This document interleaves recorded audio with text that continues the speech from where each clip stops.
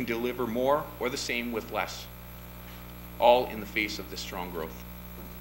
Base operating and growth impacts for 2018 at the city are decreasing by 1.3%. Base operating and growth adjustments allow the city to remain competitive in attracting and retaining top talent, absorbing inflationary pressures, and also delivering services into new growth areas that our long-term residents have come to expect.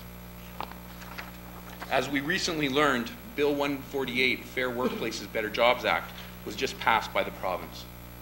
The city, like other businesses, is not immune to the impacts of these changes. The impact of the initial minimum wage increase to $14 an hour and the resulting indirect impact on other wages will see the city absorbing an additional 0.5% in cost impacts in 2018. Cost pressure from a further minimum wage increase to $15 an hour in 2019 will have additional impacts on the operating budgets in both 2019 and 2020. Also included in the 2018 net budget increase is the minimum recommended 2% annual infrastructure levy. Over the next 10 years, the city's infrastructure investment needs are estimated to be around $1.8 billion. That's B with a billion, for billion. And the city's contribution to these needs is estimated to be around $1.2 billion.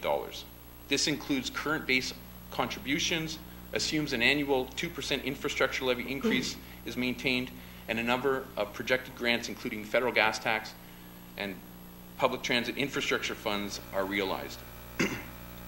This will leave the city with an infrastructure gap of around $600 million in 10 years. I would like to take this opportunity to remind Council that the long-term financial master plan indicated that an annual infrastructure levy of around 5% was the amount required to fully eliminate the infrastructure backlog in 10 years. I think it is important to acknowledge the bold step that this Council committed to over this term of Council and reaffirmed through the endorsement of the long-term financial master plan that a minimum recommended 2% annual infrastructure levy was required to ensure that the infrastructure gap began to stabilize within 10 years. In the meantime, the gap continues to grow. It is clear that more investment is needed in order to ensure that our assets are maintained in a state of good repair or for their eventual replacement. If the vision of Brampton is to be a global leader, then we will have to be bold and consider making additional investments to realize the vision. Without additional investment, services delivered to our community will remain at risk.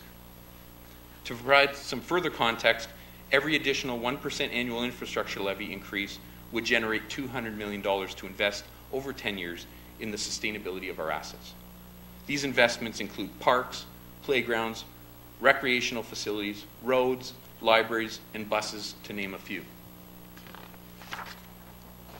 The 2018 budget also presents a number of new service and service enhancements.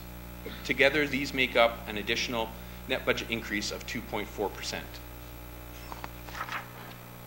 First off, the recommendation includes further substantial investment to improve your ride, which has a net budget increase of 1%. Brampton Transit has seen unprecedented ridership growth, up 88% from 2009 and up 17% year over year. This investment in our transit network includes increasing the fleet of Zoom buses by 34 to expand bus rapid transit and to provide regional connections to Malton GO Station near Pearson Airport. Secondly, the recommendation includes further substantial investment in our fire and emergency services, as citizen safety is a top priority. Continuing on from 2017, we are adding new fire trucks and firefighters to provide fire full response of 5 trucks on scene in 8 minutes. We are also making a major investment in a new, fully centralized fire campus, which includes the replacement of a fire station, a new training facility, a new emergency operations center, and a replacement headquarters. This investment will ensure that the city's fire and emergency response is maintained at a high standard and our fire personnel receive the necessary training and can continue to practice these essential skills for when the time is needed. Together, these have a net budget increase of 1.1% in 2018. The 2018 operating budget also recommends funding for a secondary unit task force. The impact on the budget is 0.1%. These resources would focus on illegal second unit housing and utilize advanced and innovative strategies to combat proliferation of illegal units.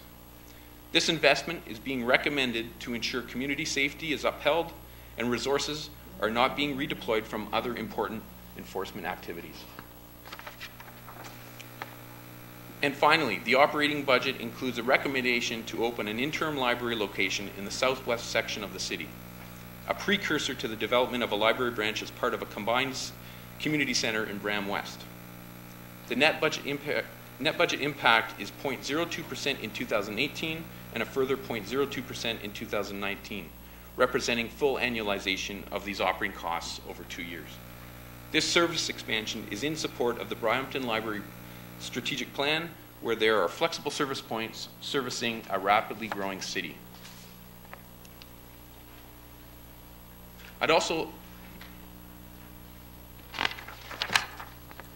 Having said all this, I would now like to highlight the overall picture as it pertains to the 2018 operating budget and also highlight the 2019 to 2020 forecast. For 2018, there's a $16.5 million increase year over year in the net budget, or a 3.7% increase.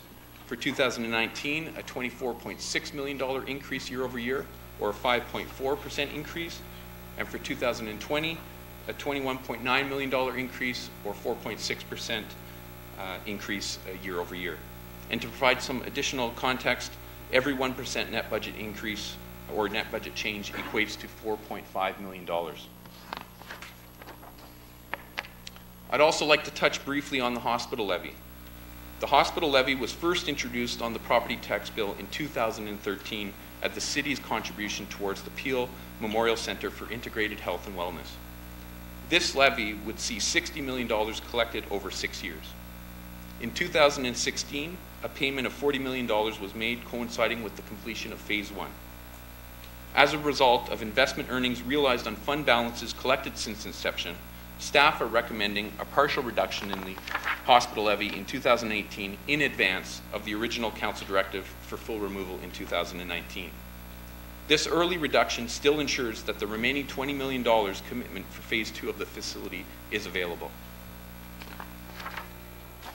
As far as the 2018-2020 capital budgets are concerned, the recommended budgets are $258 million, $338 million, and $262 million respectively.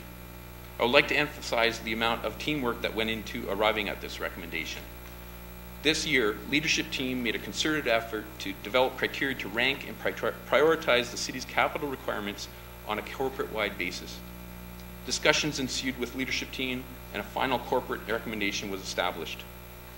This significant effort and demonstration of teamwork emphasizes the new way of doing business at the city and more appropriately aligns funding with that of our strategic plan and key initiatives. Over the next 3 years, we are recommending investments in fire and emergency services for new and replacement fire vehicles, and as mentioned previously, the fully centralized fire campus. It is recommended that these initiatives be funded through a combination of DCs, tax funding, internal borrowing from the Community Investment Fund, and external debt issuance, approximately $70 million in total. We are also recommending significant investments in transit over the next 3 years, adding 31 new buses for conventional transit service and 34 new buses for Zoom Bus Rapid Transit service.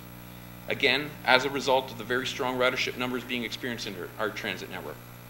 It is recommended that these initiatives be funded through a combination of tax funding, internal borrowing from our Community Investment Fund, and grants, approximately $115 million in total over 3 years. And as you know, the city has made a commitment to, in principle, of investing up to $50 million in a new university over 10 years and a $100 million investment in a Center for Education, Innovation, and Collaboration, which includes a new flagship library, entrepreneurial space, and cultural space. This investment is a transformative one and reflects Brampton's commitment to lifelong learning, and which also promises some very positive ongoing economic impacts for our community. The most financially prudent approach to funding these initiatives is through a $50 million draw from the Legacy Fund over the next 10 years for the university component, and $100 million in external debt issuance for the Center for Education, Innovation, and Collaboration. Another significant investment is the Downtown Reimagined initiative. This investment in the heart of our city will create an integrated open space and an exciting venue for gatherings, events, and festivals. It will create vibrant streetscapes that will bring pedestrians and cyclists together in a safe and sustainable manner. It is recommended that the $31 million required for this initiative be funded through external debt issuance. And finally, we are investing in the redevelopment of our recreational facilities, namely Howden, Balmoral, and Chris Gibson. This will ensure that our recreation centers remain relevant, vibrant community hubs. It is recommended that the $72 million required for these redevelopment projects be funded through a combination of development charges, tax-based funding, and cash in lieu of parkland. So what does this all mean for the taxpayer in 2018? For the average home assessed at $471,000, and with the increases proposed for the city, and with those approved at the regional level, the property tax bill would equate to $4,857. The city portion making up around 47%, the regional portion at 37%, and the balance being the school boards at 16%. We've also shown several property tax bill levels for various forms of homes in Brampton. So in summary, from an overall standpoint, the city net budget increase is 3.7%, which translates into 1.7% on the overall tax bill, or an additional $80 more for the average home. The Region of Peel net budget increase of 2.6% translates into 1% on the overall tax bill, or $46 more for the average home. And as we've mentioned before, the school boards, there's no change. So overall, when all three levels are combined, this equates to a 2.7% increase, or an additional $126 on the property tax bill for the average home. Mr. Chair and members of council, this budget submission demonstrates our desire and ambition to be future ready and deliver results based on listening to our community. This concludes our presentation. Thank you very much. Thank you, Dave. Before I go to delegations, I just want to thank staff for all the work that they put into this. When I was asked to chair the budget, I had two things I wanted to accomplish, and that was first to open up the budget, the year-long process, both to the public and for council members to have a say in, rather than the old way of doing things and getting a budget 2 or 3 weeks before and then going line by line and trying to figure it out. Those are the old ways of doing things, and I want to thank staff for everything they've done. I know the mayor and the CEO agreed with me at the time that we had to make sure the public had a lot more say in the months. I mean, it hasn't been quite a year, but maybe 9 months before the budget. And the council members also have to. And I know that all the commissioners and staff opened up their calendars to the council members to be able to answer questions or ask questions before it actually got down to those last few days of it. And I really want to thank the staff for doing that, because I know their calendars are, like ours, are very, very busy. So thank you very much. You gentlemen can come up and sit up here, and we'll start the delegation process. Okay, folks, I'm going to open up the floor now to, sorry, Mayor Jeffrey? Being late, I just wanted to declare a conflict. I've declared it at the beginning of the other meetings. I just wanted to confirm that I have a conflict of interest on the full-time portion of salaries union, as my son is a mechanic at Brampton Transit. Thank you, Chair. Thank you. So we're going to go to delegations now. My first delegation is Charles Scott, the Brampton resident and former chair of the Brampton Arts and Cultural Panel. Welcome, Chuck. It says Charles, but I usually call you Chuck. So. That works just as well. Thank you. Chairman, Madam Mayors, councillors, staff, thank you for allowing me to speak today. I'm here today to talk about the 2018 budget with regards to arts and culture. First, let me say that we've made a few baby steps towards a stronger arts-oriented city. You've moved arts and culture into economic development, a better home than recreation, and there has been a greater effort to engage the arts community than in the past. Over the last 2 years, I've chaired the Arts and Culture Panel for Council, participated in numerous arts and culture events around the city, and recently sat at the Arts and Culture table during the Future Ready Charrette. I've listened to the artists, arts groups, cultural supporters, and they wonder why in this age where study after study says that arts and culture creates jobs, drives economy, and is a future-proof industry, why our city is so woefully underfunded in the arts. And why, when you councillors say you support the arts, that there is little to show for it in the last few years. This budget has $100,000 in arts and culture community grant program. This is all the funds available to over 50 groups and organizations across our city. So if we share that money evenly, that's $2,000 per group. For some, that's more than they need, but for most, it's far from enough. I want to make it clear that I do not think the city should fully fund any group, but that the city must be there for a significant portion of core funding in the arts. The Brampton Guardian in February 2017 stated that our population is 593,638. That means that the Arts and Culture Grant Program represents 17 cents per capita in our city. This compares to the national average in all of the major cities of $8.86 in their community grant programs. If Brampton just matched the national average, that would mean our grant program would be $5.2 million. This information is from the Municipal Benchmarking Canada. When you add the cost of providing all cultural services, including grants, the funding of events, cultural venues, art galleries, historical sites, and museums, the total is $26.84 on average across our country. For Brampton's population, this would be $14.1 million. In contrast, Brampton puts $13.81 into half the national average. But I don't want to stand here and just bombard you with numbers and prove that arts and culture in Brampton has the lowest amount of investment in Canada, or tell you that we stand far behind all of the cities in the GTA and the top 15 cities in Canada in arts infrastructure. Brampton places ninth by population in this country.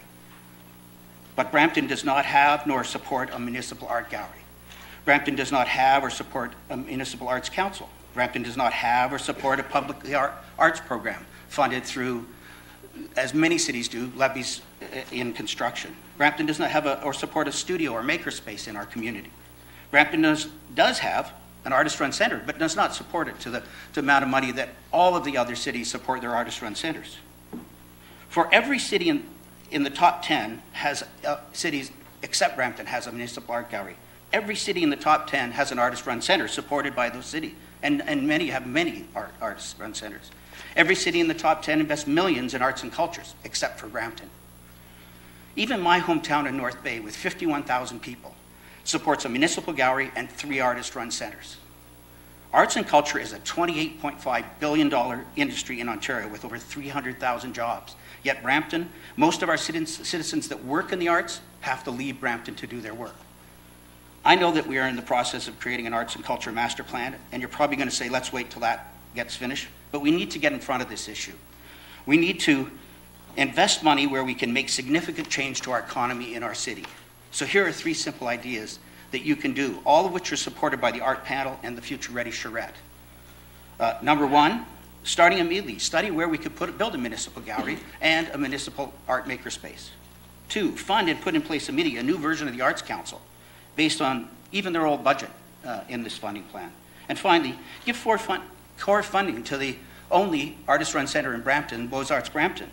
They have demonstrated with their new board and executive director a noticeable change in their programming that would be a gigantic gap in our community if they were allowed to fail because of lack of investment for the city. Thank you very much for letting me talk to you today. We do have some speakers. I'm not sure if there's questions, but I'll go to the speakers. Councillor Moore. Thank you very much, Mr. Chairman. Through you, Chuck, thank you for your presentation. As I think certainly every member around this table recalls, when the Brampton Arts Council decided to close their doors in 2015, as a result of the budget deliberations, they concluded that the city wasn't going to continue their funding, and they made a decision to dissolve, which really left us sort of starting from scratch. And you were asked if you could, provide your valuable expertise, and did so. Thank you very much for that. I think the fact that the city has undertaken to do an arts and culture master plan is a demonstration of our commitment to the arts. I think that, and you did a good job of sort of highlighting some of the opportunities that you have participated in as a way to gather intelligence in the community about the arts community, and that you've been an active participant in that. In preparation for the budget deliberations this year and in our pre-budget meetings with staff, I asked them if they would put together, for us, in the absence of the Arts Council, for us to get a handle on just how are we supporting arts and culture in our community. And staff put together a list which is not exhaustive, because when we went through it, or when I went through it, there were certainly some things that were missing from it. But since 2015, the City of Brampton, this council, have committed $6.14 million to arts and culture initiatives. With one caveat, I will say that the lion's share of the 6.14 million has gone to arts and culture. Some of this has been for other initiatives in the city to help them build capacity. Some of it has been to sports groups, again, to build capacity and to help us to achieve some of our economic development goals. I think the Arts and Culture Master Plan is going to give us the roadmap and some clarity in terms of how we support the arts. And I don't think there's a member around here who's ever said that they don't recognize the value, and I've said it before. I'll say it again because there may be new folks in the room, but the arts are the third largest employer in North America when you consider all of the industry that supports the arts. And you're right, we need to properly support it in our community. But I think until we get to the Arts and Culture Master Plan, we have done a pretty good job around this table. $6 million is a lot of money over 2 years to support arts and culture initiatives in the community. So is there more that we can do? Absolutely.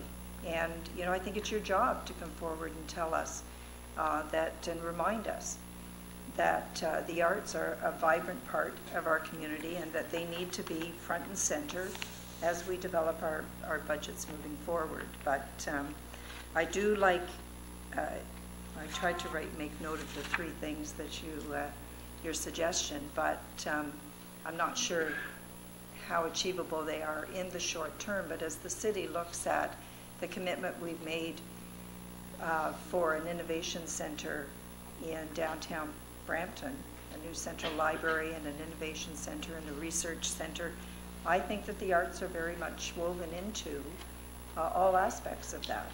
And so I think there is an opportunity as we look at an iconic presence in our downtown that supports research, innovation, collaboration. The arts are a part of that. Thank you. Councillor Willens. Thank you, through you, Mr. Chair. Thank you, Chuck, for coming in. Your points are well taken. Certainly, I was part of that original group that got the Arts and Culture Master Plan going again, and I do sit with the Culture Master Plan. I preferably would like to wait and see what comes up, because we're in the middle stages of the Master Plan right now, so it'd be nice to see where the right money goes, if we're putting the money in the right place currently or in the past. But I do have to correct you, though. A friendly correction, we do have a makerspace inside our Brampton Library, which the city does fund as well. So there is and that's very active. So, but thank you again. You've got great ideas, and we'll certainly listen to as council as we move forward with the Cultural Master Plan. So thanks very much. Thank you, Chuck. Thank you very much. Our next delegation is Dave Capel, Brampton Business Owner. Saw Dave here. Oh, there he is. Welcome, Dave. Thank you. Good afternoon, folks. Chair, Madam Mayor, councillors, staff, thank you for giving me a few minutes to talk. I heard there was a bit of a conversation last week somewhere with respect to the Facade program, and I don't know where it is, but I thought I'll give my 2 cents in. As you know, I own a number of properties in the downtown area, and I wanted to stress a major point. Actually, I was a bit surprised at some of the numbers I saw. We did a calculation of since we have done the facade work on our buildings, how much impact it had on employment in downtown. And I was actually shocked that through all the buildings, we brought in approximately 50 new businesses and 50 employees. Then I went and looked at the city numbers with respect to the facade program as to what kind of numbers they had. And I found that as of December 2016, it brought in extra 101 employees in downtown and approximately 50 businesses. No, 19 businesses, I'm sorry. And that was it was nice. And that, actually, when I saw those numbers, it hit very close to my heart because there was a time I was unemployed. And I was knocking doors and I was not getting a job. And I had to sleep on the floors for 6 months. So I know the value of that one job. And if this is affecting 101 people up to 2016, I think it's absolutely magnificent. The second thing I would like to say is I think it's a stepping stone for Brampton to bring larger organizations in downtown, in the city of Brampton, because if our city's face looks beautiful, I think it attracts businesses from outside. Like we can go out, I can go out to India or I can go out to England, I can attract some business owner to come to the city of Brampton. And when they come to our downtown, it doesn't leave a very good taste. And they look at Mississauga, they look at Toronto, and off they go, and which is kind of very disheartening. I know it's not a big number when I look at the totality of what city is doing and the impact it has had. I don't know the exact numbers of the building. I think it's about 19 properties. Hang on, give me a second. I think it brought in about 19 businesses. About 14 buildings took advantage of this program. I deal as a financial advisor. I deal with high net worth clients. And every time these clients come to my office, one thing I always notice, and I hear from them, that listen, downtown is really changing. Brampton is changing. And I think that's a very encouraging thing. And I thank all of you for having this program in place. And I just hope we continue with it. If anything, we should add some more into it and encourage more property owners to improve their buildings, improve their businesses. It helps me in my negotiation when I'm negotiating lease. There's a dentist we brought in at one of our buildings, and that was one of the things we said. I said, there's a grant program available. You're renovating. She's putting in about close to $500,000 into the business. And I said, well, okay, you know what, there's about 30 grand you can get. And I don't know how much it was, but it played part in the negotiations for her coming here. And she's going to be employing about 6 employees, and they are all from local downtown. So for whatever it's worth, you guys are doing a great job. Just carry on, and please don't take this program away. Thank you. Thank you, Dave. Councillor Dillon? Yes, just a question to you. So I'll ask the question now. I got a couple of comments as well. I just wanted to know where you got, respectfully, where you received these measures from. I had tried to, I'll be open with you, I've been against the Facade program. And I'll tell you what, the reason why I'm asking is I've tried to get the information and I haven't been able to get exact measures on how beneficial the Facade program is. I guess you could say, I'm a free market purist, that if you're going to do business, you should, you shouldn't depend on the government. There's certain circumstances where I think, government intervention is okay. But the reason I've been opposed to it is because this opportunity or this privilege has not been given to the rest of the city. And I think that if we're going to improve facades, that's fine. And there was about $300,000 savings we had, which I wanted to use towards a seniors bus program. And so I think the meat and potatoes of Brampton businesses doing well are, the health and life sciences hub that we're going to be attempting to develop, the university, as well as an LRT eventually coming into Brampton. I think those are the major game changers. So I've always said that when we really focus on those 3 particular areas, business will do well. We won't need a facade program. There's businesses right now that are going out of business. So I've asked for the numbers. I don't think I've received them yet. So if you can somehow maybe even tell me now where you received those, or sure, if you can send them to me, I'd really appreciate it. Again, if it helps business out, I'm all for it. I haven't really seen that because of the number of business shops going out of business. But again, we really need major change to strengthen business in the downtown. Actually, quite frankly, all I did was I called Anthony Wong at development office. I sent him an email, said, can I have these numbers? And he sent them to me. So I think it's easily available. I will be happy to give them to you. Send those to me. Yeah, sure, I've been absolutely. trying to get them for ages. Absolutely, I'll be happy to share that. The only thing I was going to say was that the Facade program itself, I think it impacts the employment in the city, not directly, but indirectly. Because when your city looks good, people want to do business here. When they want to do business here, it has a rolling effect. That the businesses do, they come in, that brings employees in, or if the existing businesses do better, people are walking in downtown, people are doing certain things, as a result they spend money, which helps the businesses, and it multiplies. And so it may be a small number, and you're right, maybe government should not help any business in their growth, but governments do all over the place. And this is a very small amount of money compared to what we waste on a whole bunch of things, as you all know. You may not agree with it, but the things we spend money on, which is millions and millions of dollars, goes out. And we're talking about a $300,000, which is changing, which is going to help change the image of city of Brampton. And if we can't put value on that, maybe I'm thick up here, or something's wrong with me, perhaps, because it doesn't make sense to me. No, and I don't disagree. Back and forth, though. No, I don't disagree absolutely. But what I'm just to conclude, what I was saying was that putting that aside, I think this opportunity should, if we're going to give it to the downtown, we should give it to other wards, and I think there's businesses all across the city. Absolutely, that could use it. But to this point, I haven't really seen the investment justified by how much money we're giving. So that's all I really got to say. If I may just add. Hold it.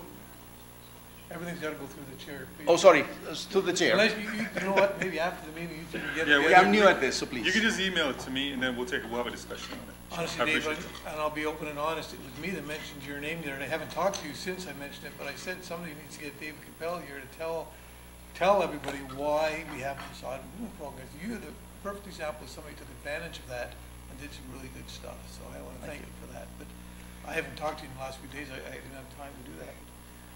Councillor Scovieri? Yeah, thank you, Mr. Chairman. Thank you, Dave, for the presentation. And I'm really happy that you're so positive about the future of Brampton, especially the downtown. Absolutely. And we're very grateful that you are investing that you're a good investor here in Brampton and making a difference. So, thank you. Thank you for that. One of the things that I've been pushing for ever since I became a councillor here is, and the reason is just the streetscape of downtown Brampton, and I believe that now we're actually doing something about it finally. We had the opportunity to, and I believe that's going to make a huge difference in attracting people to come down here and actually shop and spend some time in the downtown and all the amenities that are available here. I believe that once that work is done, it's going to transform the city even more than the FES program. Councillor, we're getting a little off. This Now is a the budget question, meeting, not the a, question I have committee to, meeting. the question I have, I'm coming to my question now.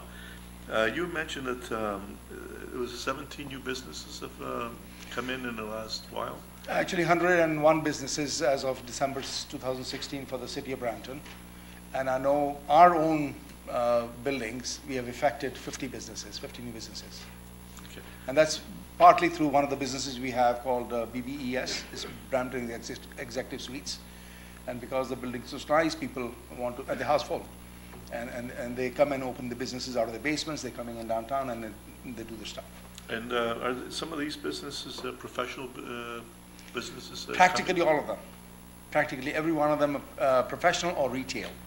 So, like for example, our 6 George Street building, we would not have had UPS if the building looked the way it was.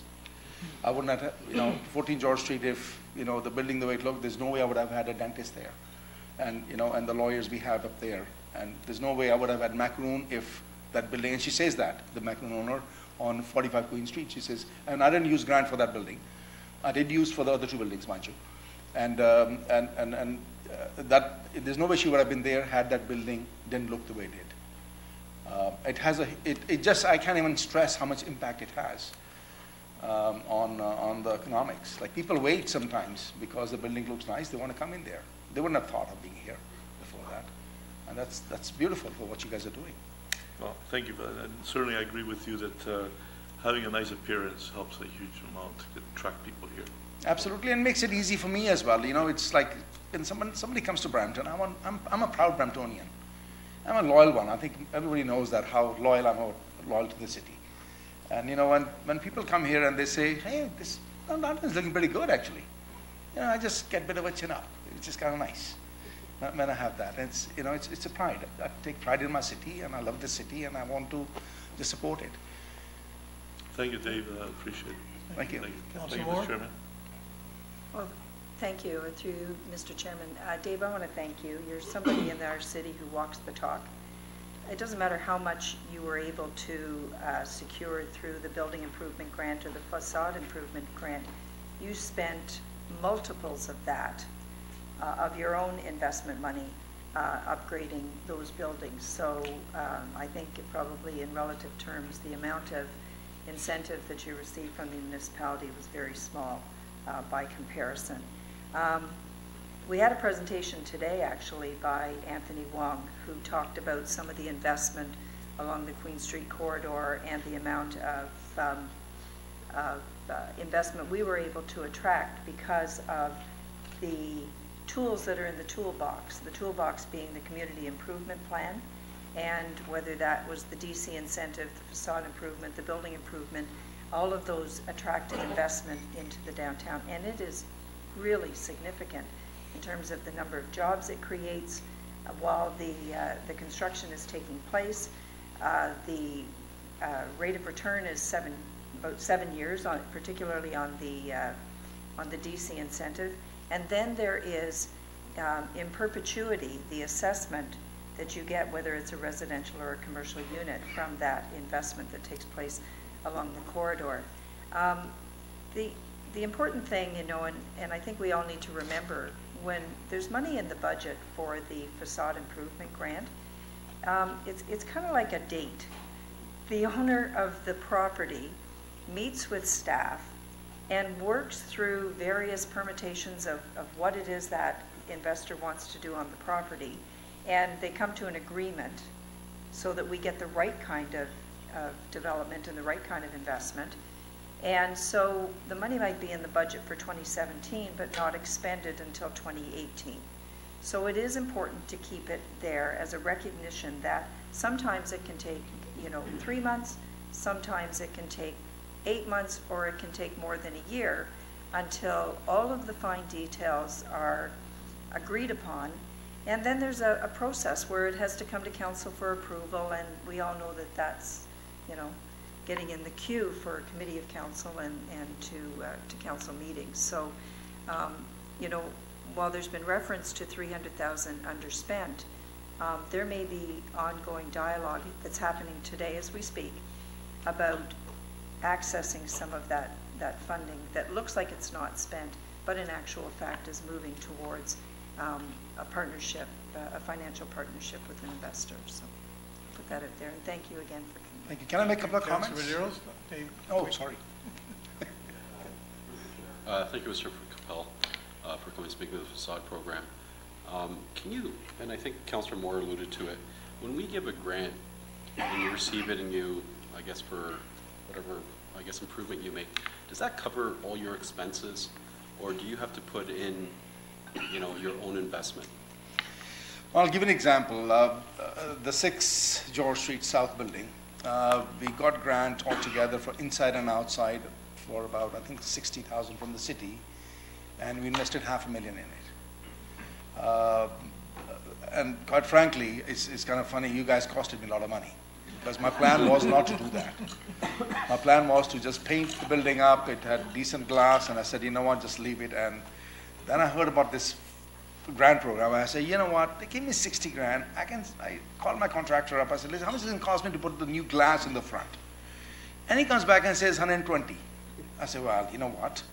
Okay, done, because it's costing me 60. It wasn't 120. It ended up going to about 250 altogether at the end of it.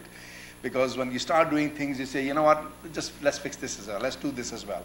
And you keep on changing and things keep on improving. But yeah, I think altogether in the 3 buildings we spent about close to $1.5 million.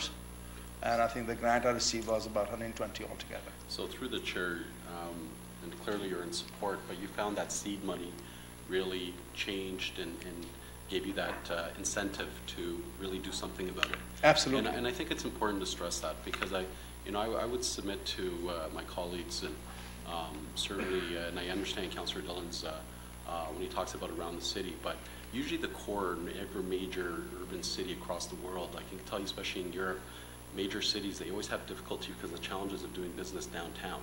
And downtown core, as you spoke to it, I'm very proud to be one of the downtown councillors, because there is something unique and special about your downtown, that historic, so I'm very supportive of the Facade program, and I would almost estimate that, if we did have some budgetary options, that even more so, but I guess waiting back, and we're doing all this other work that we're doing, but I just think it's so important that we really build our core, and I thank you, as Councillor Moore said, you walk the talk, and I thank you for all that, and thank you for alluding to us how important the Facade program is. Thank you. Councillor Dillon? Thank you. Just a quick comment as well. A quick question for staff in regards to what Mr. Koppel is saying. What is the downtown, do you have numbers on the downtown vacancy rate versus the rest of the city? And I don't know if we have that comparison. We can get that for you. I think there's always individual exceptions, and again, I'm really glad that Mr. Koppel has taken advantage of it. I just want to make note that just to the Facade program itself, like again, I haven't been able to see any measurements on how well it's done overall. I still go around downtown, I see empty shops. I go around, unless I'm mistaken, if somebody can correct me, I go around the rest of the city. I don't see that many empty shops. They seem like they're doing okay. We've invested so much money. We're talking about CIP today, the DCIP, the Development Charge Incentive Program. Why is downtown struggling when we've pumped so much into it? We've moved City Hall here about almost 30 years ago. We've have so many incentive programs, so many funds, so many grants. Why isn't it doing well? That's a question you don't have to answer. But in my opinion, the fact that we have a university coming, eventually we'll have LRT coming, and the fact that we have the revitalization around the hospital, that's what's really going to invigorate and revitalize and instigate a lot of success in terms of businesses in downtown. And so again, I'm really glad that it's helped some people. Somebody, and I don't mean any disrespect to it, somebody used a couple of years ago, a phrase a couple of years ago, lipstick on a pig.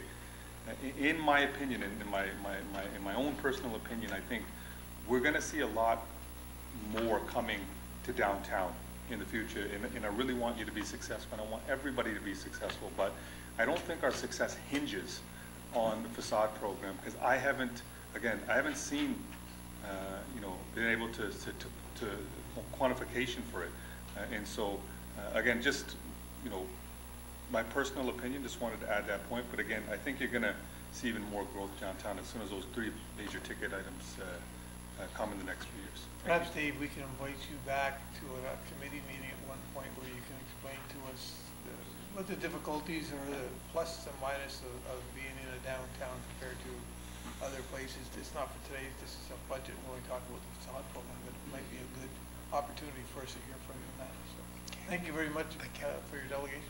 Thank you, folks. Thank you. Okay, our next delegation is Chris Bejar, co-chair of the Citizens for Better Brampton. Welcome, Chris. Good afternoon, everyone. Good afternoon, Madam Mayor, councillors, and city staff. My name is Chris Baynar, co-chair of Citizens for Better Brampton. I would like to announce that my co-chair, Doug Bryden, couldn't rearrange his schedule to delegate this afternoon, so I would like to ask for an extension to my 5 minutes delegation, if that's okay. I'm probably about 8 minutes at most. Somebody want that? Okay. All in favor? That carries. Thank you. 8 minutes, and I cut you. 8 or 9 minutes. Hey, no, you're 9. I don't have a stopwatch. Okay, so 2 weeks ago, Doug and I participated in the city's latest strategic planning workshop, Future Ready Brampton, an inspiring event hosted by world-renowned urban planner Larry Beasley. CFBB contributed positively to this initiative by submitting over 40 ideas and comments as a group, as well as at least 20 individual submissions from group members. This strategic process generated many positive ideas and visions for our city from many proud, diverse, and hardworking citizens. Unfortunately, one important detail was missing from this grand plan and vision, really the funding. Not just funding from federal or provincial governments, but contributions from the investors and landlords of our city, who are benefiting financially but not contributing to the future prosperity of our city. A funding issue that CFBB believes is one of the most important challenges facing the city moving forward. Now, we all want and support projects like the university and the innovation center, recreational facilities, libraries, parks, the Riverwalk, desperately needed additional health care. These initiatives are for the benefit of all residents, but cannot continue to be funded on the shoulders of just the property taxpayers with the projected city tax hikes of 3.7%, 5.4%, and 4.6%. Those are 3 to 4 times the rate of inflation. As Jim McCarter boldly stated in his financial review in 2015, the more residents we have, the higher operational costs there will be. There is a direct relationship, and we need to find a way to somehow mitigate those costs. We are actually encouraged that in this year's budget there is funds allocated towards a secondary unit task force, something that we believe there needs to be a little bit more clarification as to what the mandate of this task force will be, how many staff will be allocated to this project, and what goals they will accomplish. This is a good first step in our opinion, but we need much more.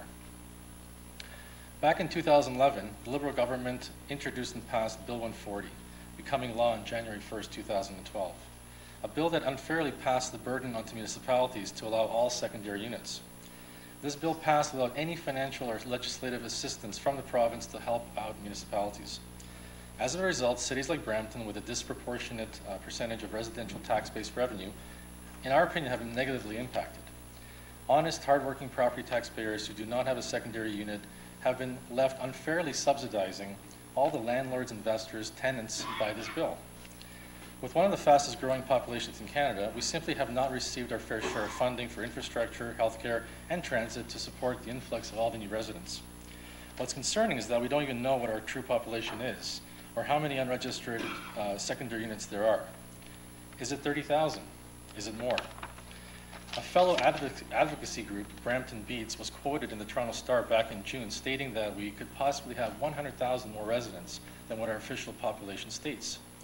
How are we to plan a future-ready city when we don't even know what our population is? Unfortunately, many landlords and investors have taken advantage of this legislation. They have been circumventing the existing rules and bylaws of our city to create wealth for themselves, while honest, hardworking taxpayers who do not have a secondary unit must try and budget for the significant property tax hikes. This is simply not sustainable, and it's not fair. For the record, I, CFBB members, strongly believe that secondary units are a vital and necessary form of affordable housing in our city. There is no argument here. Hopefully we can all agree that secondary units need to be safe, properly registered, and somehow contribute to the future prosperity of our city. Bill 140 needs to be amended to ensure that these basic conditions are met and that municipalities have the powers to enforce or create additional revenues. Let me highlight an actual example documented by one of our members, recent experience with a neighbor's home. I believe that several councillors, city staff, and bylaw enforcement have all been made aware of this particular situation. Even though everything was reported, pictures taken, many emails sent, and calls made, this secondary unit, to our knowledge, still has not been properly registered, and there has not been one extra tax dollar collected from the property owners over the past year. If any council member would want to, if any council member would want the exact address with copies of all emails, we can make them available confidentially. So let's review this example. This 3,000 square foot single family residential home in the McLaughlin and Queen area of our city was sold by the original owner in the fall of 2016 for close to $800,000. The new owners moved in December 2016 and immediately began work on widening the driveway without a permit and to an illegal size. A wider driveway that contributes to storm runoff and detracts from the streetscape of the neighborhood. Work immediately began on digging a below-grade entrance to the garage into the basement without a permit. Our member had extreme difficulty getting bylaw to respond to the calls and emails regarding the digging of the entrance, as most of the work was done on weekends when inspectors are not working. As a result of the complaints, the new owners decided to sell a few months later, discouraged that the existing neighbors were, quote, not cooperating. The home sold again on May 17th, 2017 for close to $1 million. What I would like to also highlight is that the province collected $35,000 in land transfer tax revenue from the two sales transactions over the 12-month period, whereas the city got zero. We were informed that two brothers jointly bought the home. We were informed that two brothers and their wives, one young child, and the parents of the brothers live in the upper portion of the home. That's 7 residents. We were informed that there was at least 5 renters in the basement, 2 young couples and one of their sisters. That's 5 more residents. 5 cars parked in the driveway. Recently, 1 car was parking on the front lawn and began driving over the adjoining neighbor's lawn to exit the driveway. To our knowledge, the secondary unit still has not been registered with the city. Property taxes, as per the MLS listing, were only $5,854 for the year, working out to just around $487 per resident. So we have 12 residents living in the home. This could easily, become 15 if more children are born, or the families, to the families who live in the upper levels of the home. 12 residents living in the home with property taxes collected based on a single-family residential assessment. How many times is something like this being duplicated across the city? As well, investors' landlords are collecting rental income that in many cases is not accurately reported on their income tax returns, further compounding tax revenue loss. Tenants help pay the mortgage. We all get that, as well as help offset the cost of homeownership by providing landlords the ability to mitigate these significant tax hikes. How about our seniors living on fixed incomes? Or couples who have a large mortgage and are trying to put their kids through university? How are they expected to cope with these increases? Okay, that's water. Chris, are you gonna bring this back to relate the budget? Yes, I am. 'Cause I know the issues are very strong with a lot of trust our me, it's money. coming back. So Almost ask like you're yourselves, eating it. is this a sustainable path for Brampton's future? We just completed a process to make Brampton #future ready. What we also need is a workshop titled Future Prosperity if we are serious about solving this problem. Thank you. We cannot keep counting on the property taxpayers who do not have a secondary unit to keep subsidizing the city initiatives with tax increases double or triple the rate of inflation. We do have a potential solution that could create a new tax rate for all new residential dwellings with a secondary unit. We would need to place the responsibility on the homeowner to prove to the city that they do or do not have an unregistered unit, not the other way around. New categories could be created like single detached secondary, semi-detached secondary, or townhome secondary, all with slightly higher tax rates. The goal will be to collect an additional $200 to $300 in annual tax revenues from these income-producing residential properties. Imagine how an additional $250 in annual fees for every secondary unit in the city could contribute to city coffers. If a landlord collects $1,000 a month for a secondary unit, that's $12,000 per year. Would it not be reasonable for that same landlord to pay $250 annually to help offset those higher operational costs that his tenants will create? To contribute to the prosperity of our city, to help property taxes keep in line with the rate of inflation. And that's 2 minutes over what you said. Okay. So I don't think there's any delegations here. So if you could allow me the time here. Now, we don't have time to read the budget delegation from last year, so I'll highlight just one paragraph. Last year I stated, and I'll quote, "We need this council to aggressively call out the province for our poor planning of healthcare in Brampton, and to immediately call on the province to begin the RFP process for a fully funded Phase 2 of Peel Memorial that will include a second ER and a minimum of 200 inpatient beds." So that's what I said last year. All the recent media attention has clearly showed that Brampton has been neglected by this province. The delivery of quality health care is a provincial responsibility and not the municipalities. It is not a need, not a want. It is a need, not a want. So why did we as Bramptonians need to convince the province? Why did we need to commit a $60 million tax levy so that healthcare could return to the closed Peel Memorial site when data shows this was desperately needed? Why did the province not recognize the shortage of beds and lack of ER capacity for years when for years advocacy groups such as ours and experts said we needed them? All of the recent media attention has clearly highlighted that we simply need more beds and ER capacity for a fast-growing city. It is our opinion that the provincial government has been neglecting the city of Brampton, and the quality of healthcare that this city desperately needs. Chris, I'm going to ask you to summarize. You're well over 10 Yeah, minutes now. okay. And this is an important thing. And It's all important, we understand that, but therefore, we are suggesting that council draft a resolution demanding that once the tax levy concludes in 2019, the $60 million collected from the hardworking property taxpayers be reimbursed by the province. Our suggestion is not that far-fetched. If Northwest Toronto residents didn't have to pay a tax levy for the $300 million redevelopment of William Osler's Etobicoke General Campus, so why did then Brampton property taxpayers have to pay a tax levy to bring back healthcare at Peel Memorial? How is that okay? Once reimbursed, the $60 million could then be used to help offset future property tax increases, or be used for city building initiatives like the University and Innovation Center, substantially decreasing the proposed tax hikes. I could go on with other things, but I'll stop it there. Those are two important. Thank you, Chris. I have a few speakers. Councillor Bowman. Thank you. Thank you, through you, Mr. Chair. Chris, thanks for coming in. I know well the story of the underground digging and what we had to go through to finally get somebody over there. And then, of course, it was sold. But I think you hit on some good points that probably a lot of people don't understand, and that is the driveway widenings. Everybody just thinks, hey, what am I doing? I'm just going to put an extra car in there. But it does have a big impact on the groundwater, the water flow, the wastewater that goes in, the treatment, the cost, all of that. It is a critical problem. We have put money in the budget to go after that problem. And you're right, the province does need to change something in order for us to change the onus on the homeowner to prove to us that he does not have a second unit, rather than us have to prove that he does. And it's gonna come to a head at some point. And I've mentioned this a couple of times.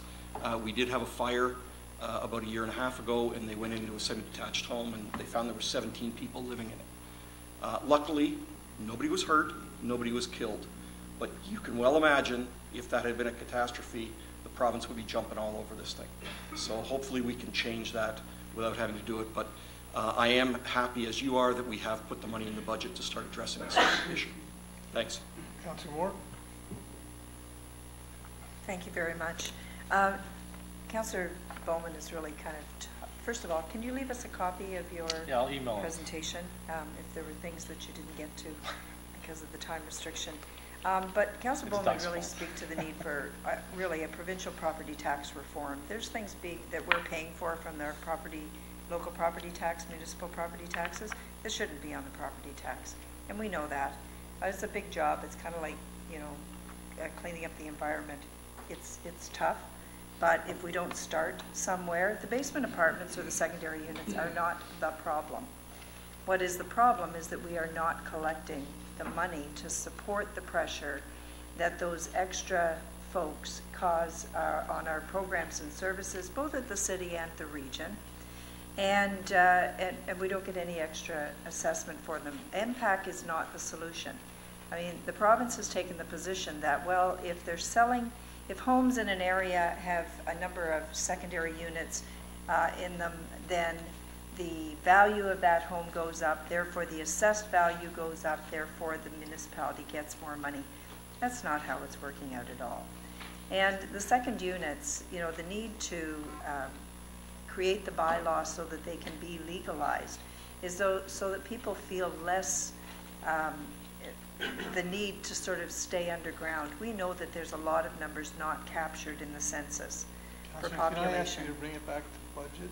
Again, Bring it back this is about budget, to not about budget. participation. I will, actually, I will do that. I hate to cut you off, but Because it's the a good delegate discussion asked the point. question around the secondary suites task force. And I think part of the work of that task force is not just bringing them into compliance, making them safe. It does need to be about collecting data and intelligence so that we can effectively advocate. So I'm not sure where we are in the development of that. I know you needed the budget to be passed so that you had the resources and the staff to start the work of the task force. But it really does need to be in the context of a bigger objective. Certainly the safety, the bringing them into compliance, making sure people have safe homes to live in, but The bigger picture needs to be, how do we do more than just nudge the province or irritate the province with the fact that this is a problem for local municipalities? Thank you. Councillor Bovieri, as it relates to budget? Yes, Mr. Chairman, I just want to thank Dave for, Chris for the suggestion, and I just want to ask staff quickly, the city created a new tax rate comments, and I agree with it. I know there's a lot of people in Brampton that actually are investors. They buy, I just found out one person I know owns 5 houses, and they have 2 units, and they rent the places out. So it's not, so there is a lot of people making a lot of money, a lot of investors, and I think that the city should be getting a little piece of that. So can we put a motion together, The Mr. clerk Chair? just advised me that probably the best place for this would be at committee, and then we can do that recommendation at committee. So we This can is refer- budget, this is about the So money. let's and the refer zoning, this issue to the You committee. don't have to and- refer it, you can bring it up at the committee meeting. Sure, We okay. can have that discussion. Make a comment, please? Will you take less than a minute? No, this is something, this is not going to be solved overnight. Like I said, the secondary unit task force is a good first step in addressing the issue. But yeah, we need to do something because, our city is at a disadvantage, and all these grant projects and initiatives are going to be, hard to achieve if we don't do something. I think we all agree with that. We've been limited over the years to what we can and can't do, and now we have some more things that we can do, so that's good. Thank you, Chris, for your delegation. Is there anybody else from the public who wishes to delegate on the budget tonight? Okay, seeing none, we'll move on to I have a motion, thank you, Peter. I have a motion moved by Councillor Moore and Councillor Bovieri to receive the delegations of Chuck Scott, Dave Capel, and Chris Bender. All in favor? That carries. And I have a motion here to receive the CAO's and the Treasurer's presentation at the beginning, moved by Councillor Williams, seconded by Councillor Medeiros. All in favor? That carries. So we're going to now move to the, I believe, Mr. Clerk, is the Budget Committee minutes, item 6.1. Any questions or comments on those? These are the minutes of the November 27th and 28th. Councillor Dorr. Yep. Yeah, this is open for comments on the budget for the last few days.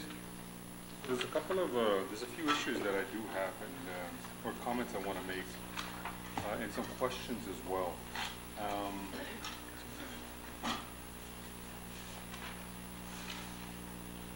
Can you, sorry, this is a question to staff. In the budget, when we talk about the tax breakdown, it shows that residential tax income is 76.37% and commercial is 16%.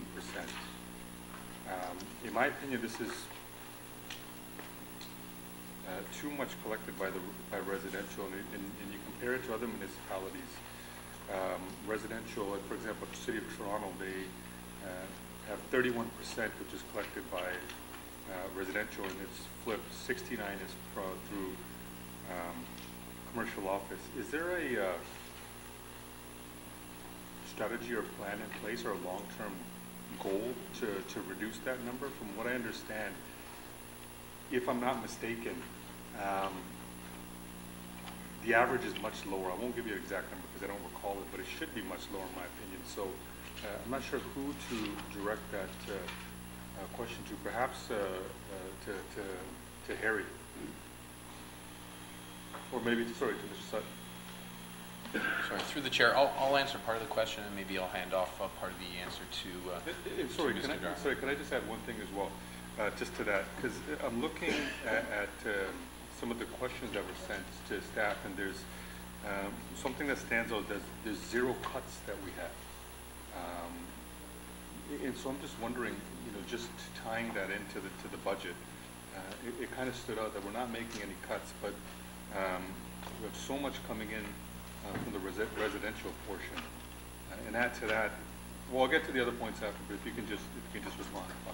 So as I mentioned through the chair, I'll answer part, and then maybe I can have Mr. Darling answer the other part of that. So as we saw in the long-term financial master plan, the City of Brampton, in terms of its tax ratio from residential to non-res, is for the most part in line with many other communities in Ontario. However, when it comes to,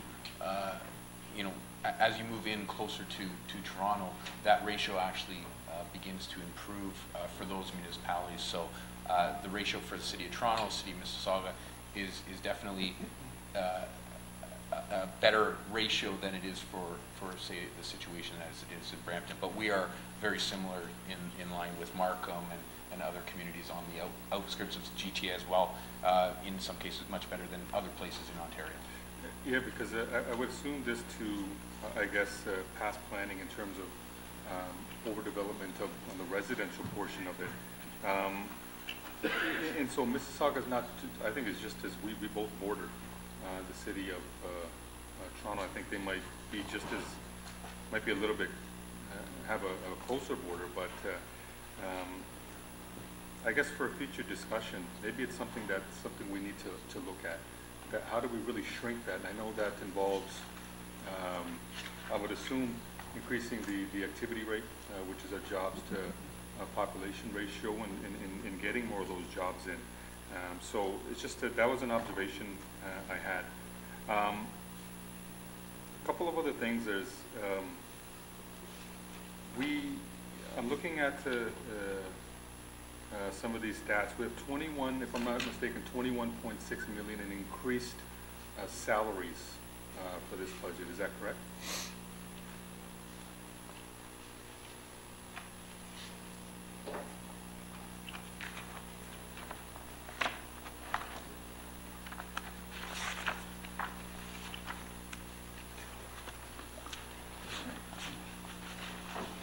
So the overall budget increase was 46.1, and out of that was 1 million, 46.1 million, and 21.6 was just to salary, wages, and benefits for new and existing staff resources.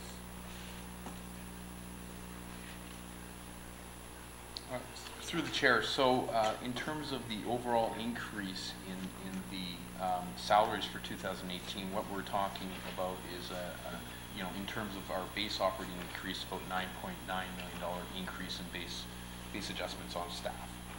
So, but because I was CC'd in one of these emails, and one of the responses given to one of the questioners was that from the city that, and I'll quote again, the 2018 operating budget increase of $46.1 million includes $21.6 million related to salaries, wages, and benefits.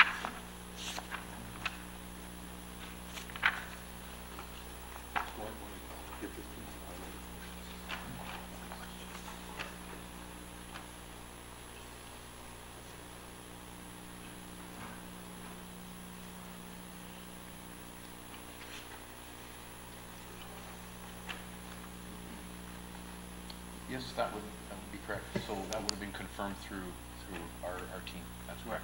So one of the concerns I have is that we've actually, one of the things a lot of people, whether not my opinion, the opinion of a lot of the residents, the constituents, was that they wanted to see a lot of that bloat gone. And I think when there was, this is a word that they used actually, when there was dozens of employees let go. I'm not sure what the number was. So if we let all those employees go, what necessarily is the reasons for an additional $21.6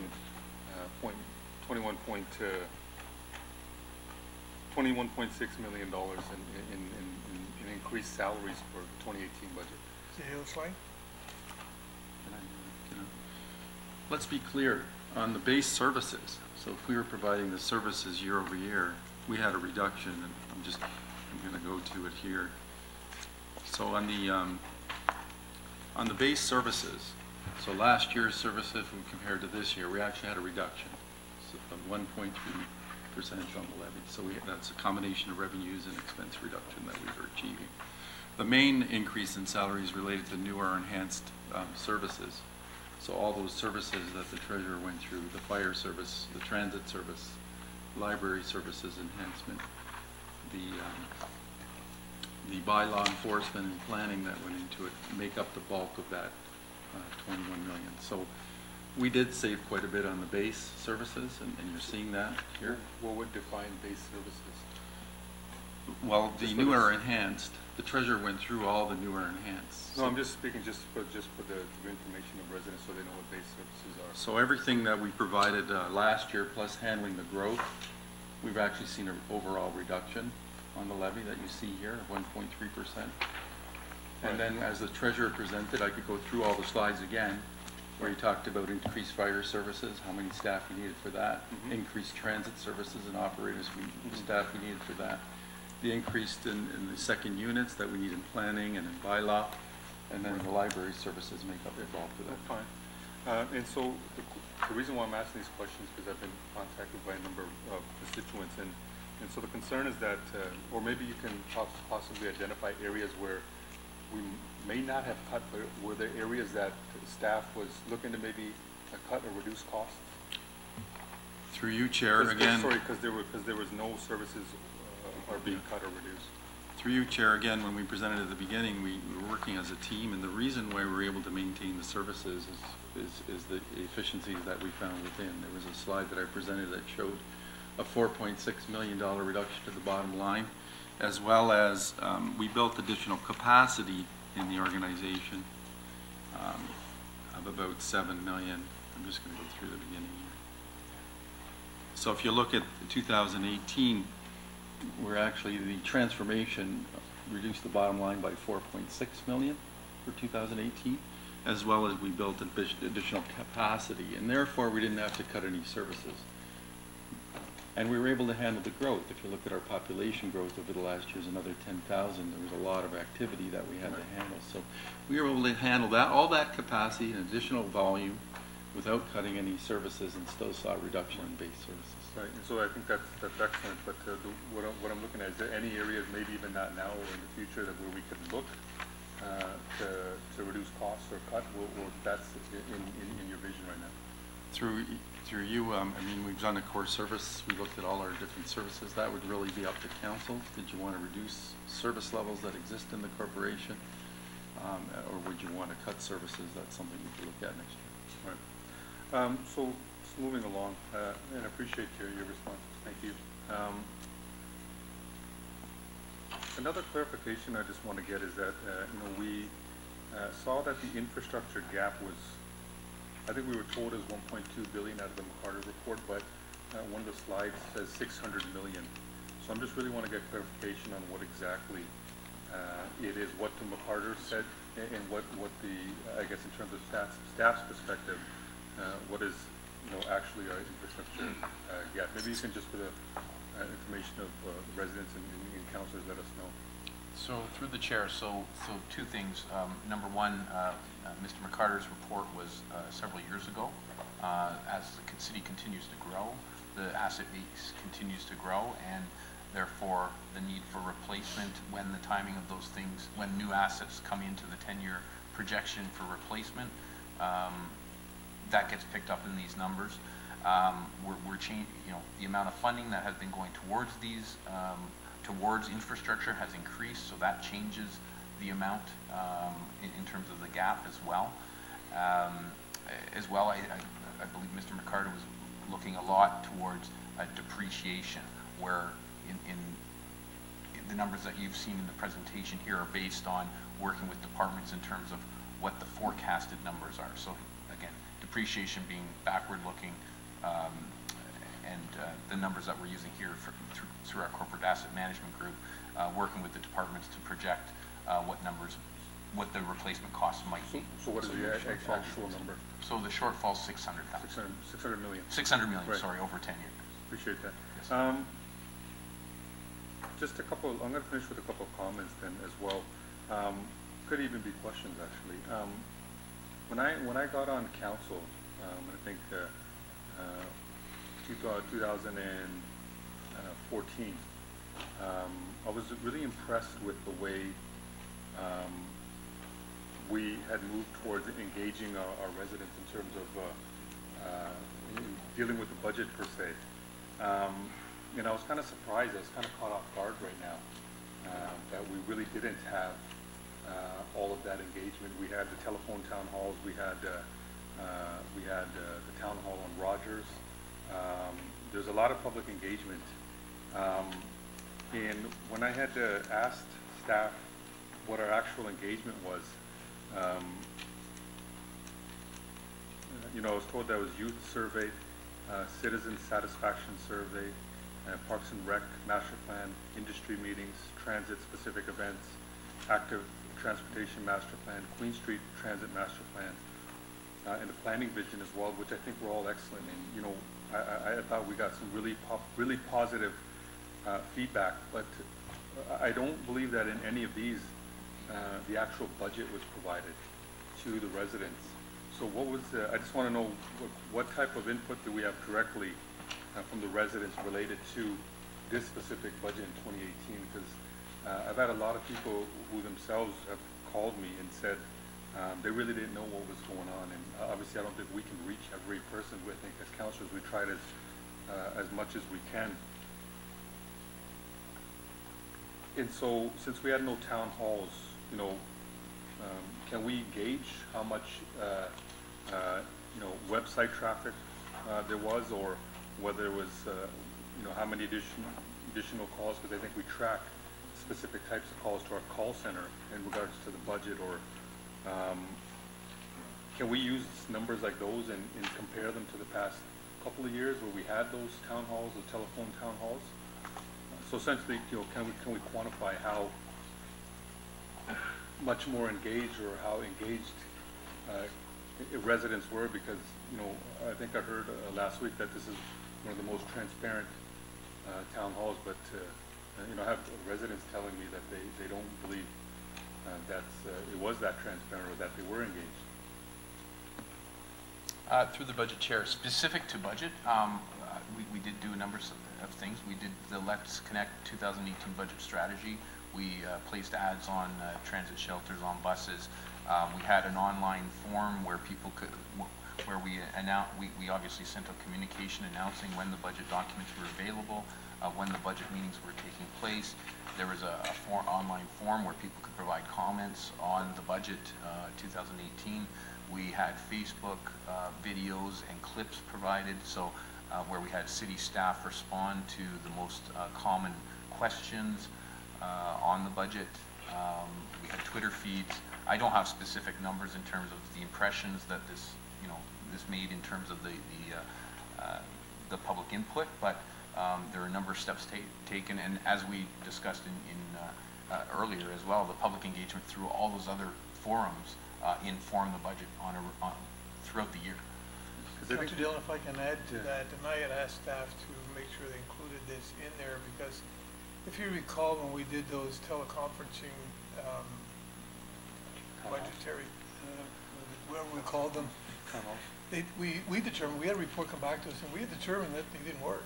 And they didn't work because the calls we were getting weren't related to the budget, they were related to a lot of other things, nothing wrong with those type of things. So we as a council decided not to do that and move into another form. I didn't do the first budget, but I did the second, and I wanted to create more opportunities for the public, and that's why staff did some of these things. Perhaps what we need more is be a little more specific about the exact ones. We also, every one of our workshops that we had that we were talking about budget, we also, that's open for the public to come. I know, you know, sometimes we had 1 or 2 people come and that was all it, but all that process started, I'd say back in January, February, right through to today, which allowed the public to have a say. You can't have a final document thrown in front of the public in January, but you build up to that, and then you have your final documents and open it up to the public. So personally, I think this would be more opportunity for the public, whether or not, you know, the old saying, you can take the horse to water, but you can't make them drink. We open it up for them and let them do it. We've had some good conversations, some good people that have had some good ideas and things like that come through for us. Right, and like I said, I think I do recall when the discussion was to not go with those, but in my opinion, I think it might have been good to at least wait out the term and go, and continue those on. I thought they were pretty good, just because I think the first year was very successful. We might have dropped a little bit, but I think we needed to give it a fair chance. And so those are all the questions I really have. And now, so can we comment on we're commenting on the minutes now, right? The minutes are in front of you. Yep. So there's a couple of comments I just want to make on the minutes, just to let whoever is interested in knowing, I guess,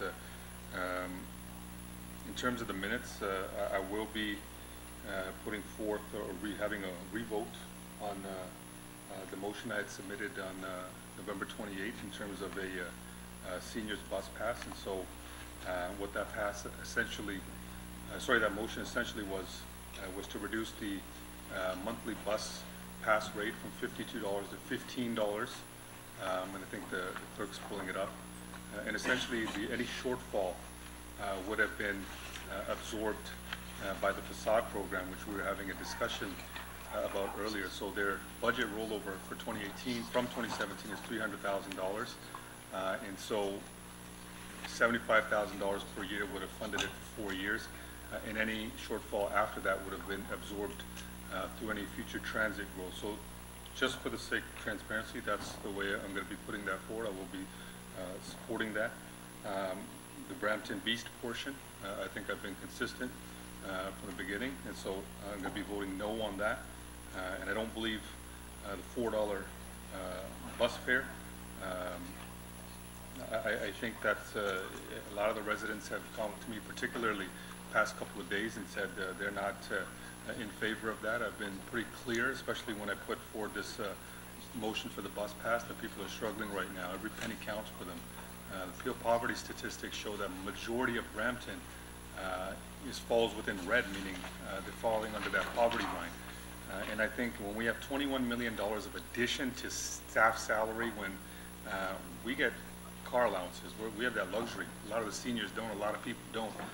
But the opportunity to ride in transit as well, and it's getting tough for people. Affordability is a major issue, whether it's car insurance, whether it's buying groceries, whether it's filling up gas. And I don't think 25 cents is a lot, but I think it goes a long way for a lot of our riders. And so I'll be voting against that. And the salary portion, I've been informed by the clerk that I won't support that either. I don't think we can support $21 million in new salary for our employees when we led by example this year by cutting some of those costs. And so just for the sake of transparency and being upfront, and I think I've been consistent, and so I thought I would inform whoever's watching on YouTube or whoever's sitting here. Well, Councillor, we will go through, we'll bring when the time comes. those motions, we will go through and you can vote. Just so I don't got to explain it, I thought I would just let everybody know that. Councillor Pelesi. Thank you, Mr. Chair. Well, it's an election year. I wanted to, I haven't been around for a little while, but I wanted to take the opportunity to thank the commissioners for sitting down with me the other day and kind of walking me through what I had missed. A lot that's been said so far, I'm not sure that I haven't been caught up on that as of yet. Any other motions or that have been put on the floor and may have failed, I'm not sure. So I kind of would like to see them if they will possible. Come up. Okay, great. There's an opportunity to vote again. Thank you, Mr. Chair. The pre-budget discussions with the questions from the councillors, I thought was fantastic again this year, and I'm glad that the budget chair yet again requested that be put in place for this year's budget. And I did want to talk a little bit about the awareness and getting it out to connecting with people. I've said it before, and I was always a strong believer that we didn't give the teletown halls the fair shake. I supported that, and although it was costly up front, I thought it was going to be beneficial further down the line. But and I may have missed it, if somebody could let me know. Usually we have somebody from communications kind of walk us through the impressions that we hit through budget. Did I miss that, or will that come after? Can anybody, usually we get communications to come down and just walk us through everything we did through this process, and the impressions that were hit through, Twitter, Facebook, how many people we reached, YouTube. We didn't do that. We did that after the last time. We didn't do it comes after? Yeah. Okay. I mean, we could ask for that, and I guess get some more No, details. if it's coming after, then that would be, obviously we need to formulate and gather all the information. So if that's coming after, that's great. When I mean after, I don't mean today. I mean at another. No, I'd rather 45 minutes. Okay, does that give you enough time? That's all I wanted. Aaron's up Thank there you. pulling Thank you, Mr. Chair. Thank you. Councillor Spovieri? Yeah, thank you, Mr. Chairman, and yeah, just first of all, I'd like to really recognize staff for doing a great job in this budget. I think it's a very responsible budget. Just we should acknowledge the fact that I think it's 1.9% of this budget that goes towards reserves for replacement and repair. 2%. Oh, I was just 1 point off. Close. Yeah, close. So that's a big number. It's so more of the money, more of this increase goes towards future investments than actual spending today. Generally speaking, I don't like to get into trying to put something else into the budget, because it only creates a chain reaction around the table. I found from the past that everybody has a little pet issue. I know Councillor Dillon, he's looking for a little bit of money for the seniors passes for the transit. I kind of support him on that because I talk to the seniors who are really struggling and they're stuck in the houses, and a more affordable pass would really get them out and about, and it would help them a lot. But not all seniors need it. There are a lot of seniors who can well afford it, and if we ever consider a program, I think we should only make it available to the people who really need it, and not to all the seniors that most don't need. Now, saying that, I was trying to find a way to come up with a bit of money to try to make a program for these seniors that need it. And as you recall, when we did the budget, I raised the issue about that the mayor's complement was I believe that there's funding for a person that is no longer with the city, and the mayor's complement has actually been reduced, but yet the budget for the mayor's budget was not adjusted to reflect that that adjustment. So I like to suggest that perhaps, and we can get a report at a later time, that we can implement a program for the needy seniors and use and claw some of that those funds needed from the mayor's budget, which he no longer needs the whole amount. I don't believe, just staff can clarify, verify that the amount in the budget it was for 7 compliments, whereas now there's only I believe there's 6 people in that complement. So can you, through the chair, verify whether the budget reflects a complement of 7 or a complement of 6 people in the mayor's budget? I'm not staying on here. Through the chair. So I just, in terms of the budget, it would reflect the complement that was approved and endorsed by this council earlier in the term. So there was a report that went to council, and council did approve the complement for the mayor's office. And effectively, as with all divisions, all departments in the corporation, there are people that leave from time to time, and it does take some time to recruit and fill those positions. In some cases, the departments are determining whether the same position or same job description for those people is still the same as it was before. So in terms of the strategy that the mayor's office is going through, the mayor and her staff, that's really up to, that decision is up to them. But the budget is still there. We have not reduced the budget in 2018 to reflect effectively what we consider a gapping situation. Okay. Well, and I think that, and I appreciate what you said, and perhaps it's not the time to do it. Perhaps we need to refer this matter to a future committee to just to see the justification of what is really needed in that complement. I know that it's been 6 months, and that person who left back in the spring hasn't been replaced, so I would have figured that if there was a real and urgent need for that person, he would have been replaced by now. So I would like to refer this matter to the next committee meeting so that we can discuss. And I did get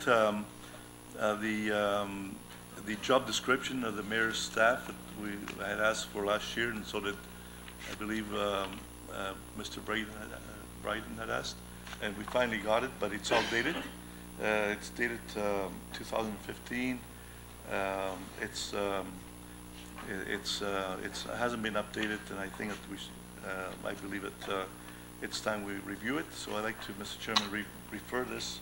Can you put something on in writing so we know what we're referring, what we're asking? Referring the mayor's budget to the next committee meeting for review, and possibly free up some funds for Gurpreet's request for providing. Perhaps we can have the clerk, I think Charlotte might have written something out, so we can have the clerk look at that, and we'll come back to you if you want. Great. Thank you. Rather than taking it right now and trying to work it out, we'll go on to our next speaker. Okay. Councillor Moore?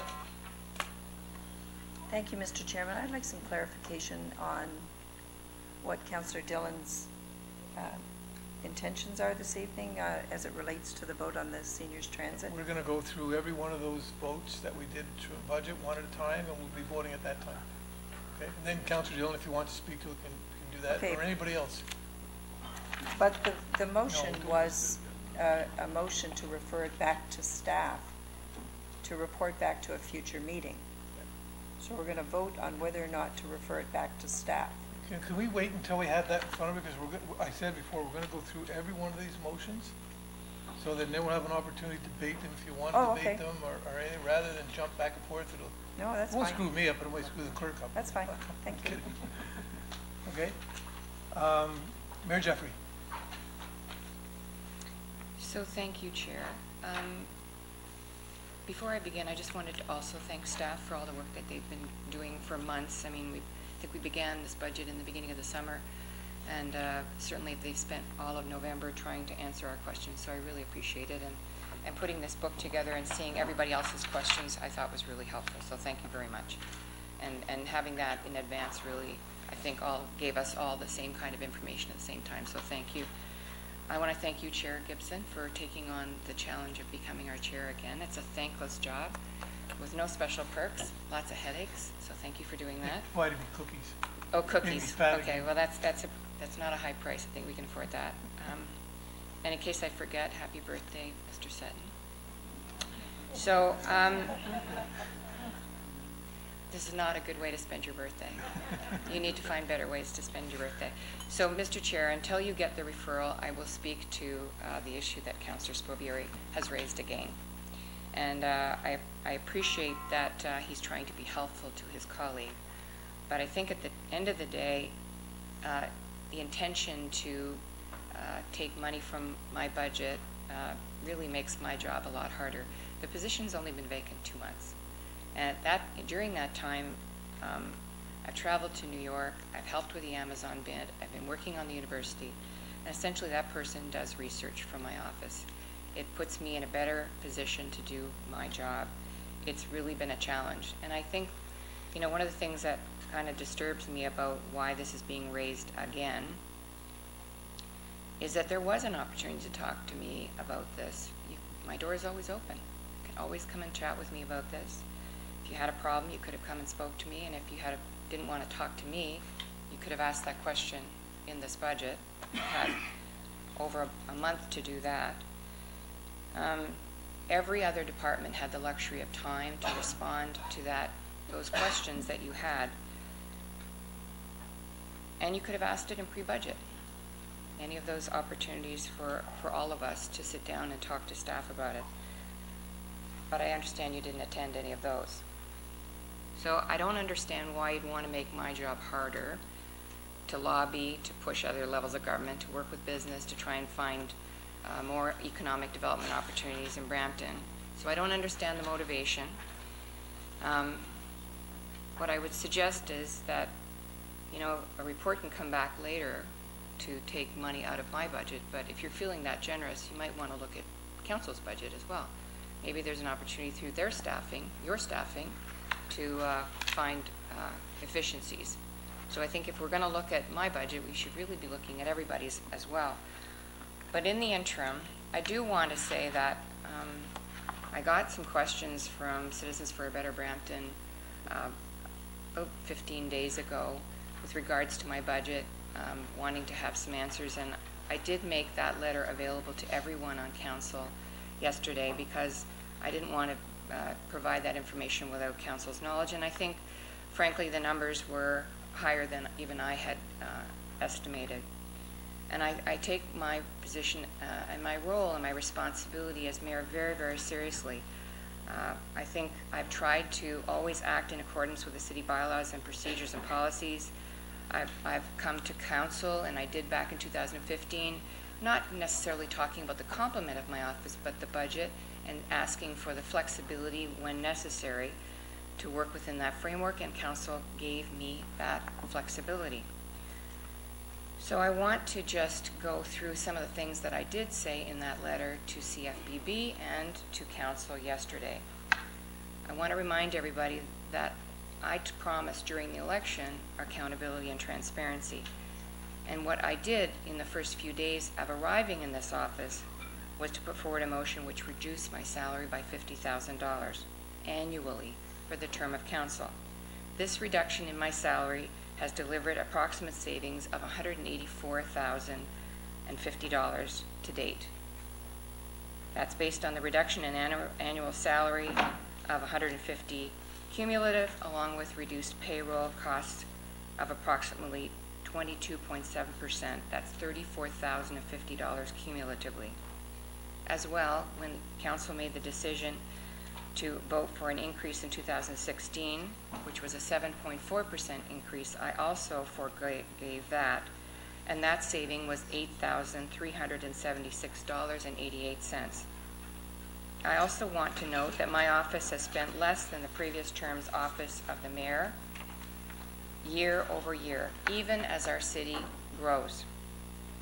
We're growing at an extraordinary rate, and you need to have a mayor that is able to act quickly and is nimble. So this, in total, we have spent $262,879 less this term of council than the previous term. As I said, in 2015, back in February, my chief of staff tabled a report at the time talking about past practices of the former mayor having one full-time employee and 4 contract or secondments. We asked council for a flexible model. We were given permission to do that, and in fact, we didn't ask for our budget to be increased. We found offsets that were found within the office. So we made it clear that we were going to follow the terms and the conditions of the employees which are contracted, and we would keep within the City of Brampton's policies and practices. The report was discussed by council, all of council, and we agreed to hire, we were given the flexibility to hire additional staff within the approved budget And we noted that in the 2015 operating budget for the mayor's office, we were actually $83,000 less than the 2014 allocation, which was the result of labor and benefit savings. One of my staff was given a wonderful opportunity to work for the federal government. He started 2 months ago, not 6 months ago. I miss him. My job is harder because I don't have that additional person to help prepare me for meetings with federal, provincial, and other municipal leaders. As your mayor, my job is to represent the city on LUMCO, on the big city mayors, at the Peel Regional Police, many other boards where I need the assistance of someone to help me do my research. I think I do a better job when I have better information. So I'm speaking against the referral, Mr. Chair, and I would like a recorded vote. Thank you. Okay, Councillor Palashi?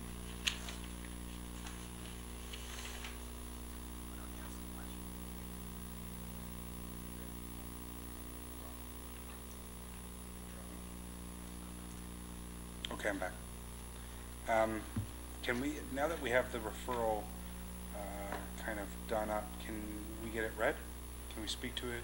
Okay, I think probably, I was hoping we'd wait until we go through them all, but we'll bring that one forward since it seems to be Yeah. the one everyone wants to talk about. I'm gonna let this is a motion to refer, is that this? To refer this motion? Okay, can you read that, Mr. Clerk?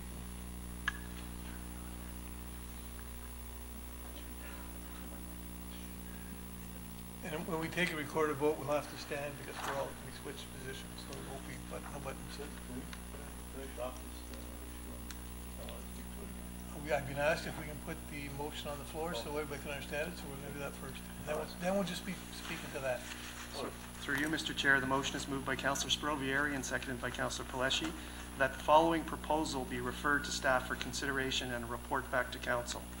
And the proposal is that the matter of a program for a transit discount for needy seniors be developed and that necessary funds be allocated from the unused staff component of the Office of the Mayor's budget and or any unused portion of the council office budget as it relates to communications.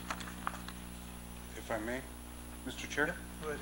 And I just added that last part just because we had recently had a report from communications suggesting that they would be able to provide us with a little bit more help that we had been lacking. We felt that we had lacked in the past. So if we can quantify that in any way, that's a discussion that I'd like to have at the next meeting to see if we can maybe find some monies there and provide the same amount of relief to whatever initiative. I don't know if Councillor Dillon's initiative is the right way to go. That I still need to see that report, but it's definitely something that if we can find some funding, then whether by way of the mayor's budget or council's budget. Thank you, Mr. Chair. Okay, Councillor Sprovieri speaking to this motion. Yes, I am Chairman, and thank you. I totally support the amendment that Councillor Palashi. I believe there's a lot of us councillors that don't use up our budget, so perhaps that could also be tapped into. As far as my motion, Mr. Chairman, I tried to be very diplomatic about the whole issue. I didn't really want to get into in a conflict type matter in justifying my motion. I'd just like to say that we received the mayor's job description information just yesterday. It was sent to us by email by the mayor's chief of staff. So when I read this this morning, I printed it off. My assistant and I read it here today, and I find that two of our main staff members, according to the description, are required to assist members of council. It says right here on the job description, and I didn't want to really get into that. We'd never use the mayor's staff for assistance as councillors. The job description does call for that they assist whenever we need assistance, and we have never used. Also, I really have a beef with the director of our department. If you remember, last year, her office issued Go ahead, ma'am. Point of order, Madam Mayor. I don't know. Councilor Bouvier, let the mayor finish. Yeah. I'll ask for advice then from our solicitor or the clerk.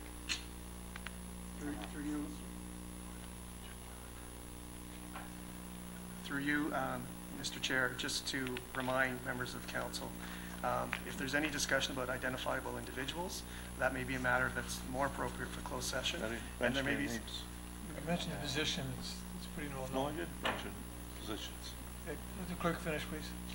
By identifying a position for which there's an identifiable individual associated with that position, i.e. an incumbent or a former person that worked in that position, that may be identifying an individual, and there may be more advice that legal services would provide. I understand, and I appreciate the. I want to remind everybody, this is a referral back, so it really has no impact on this budget. That's right. This is a budget meeting. Right.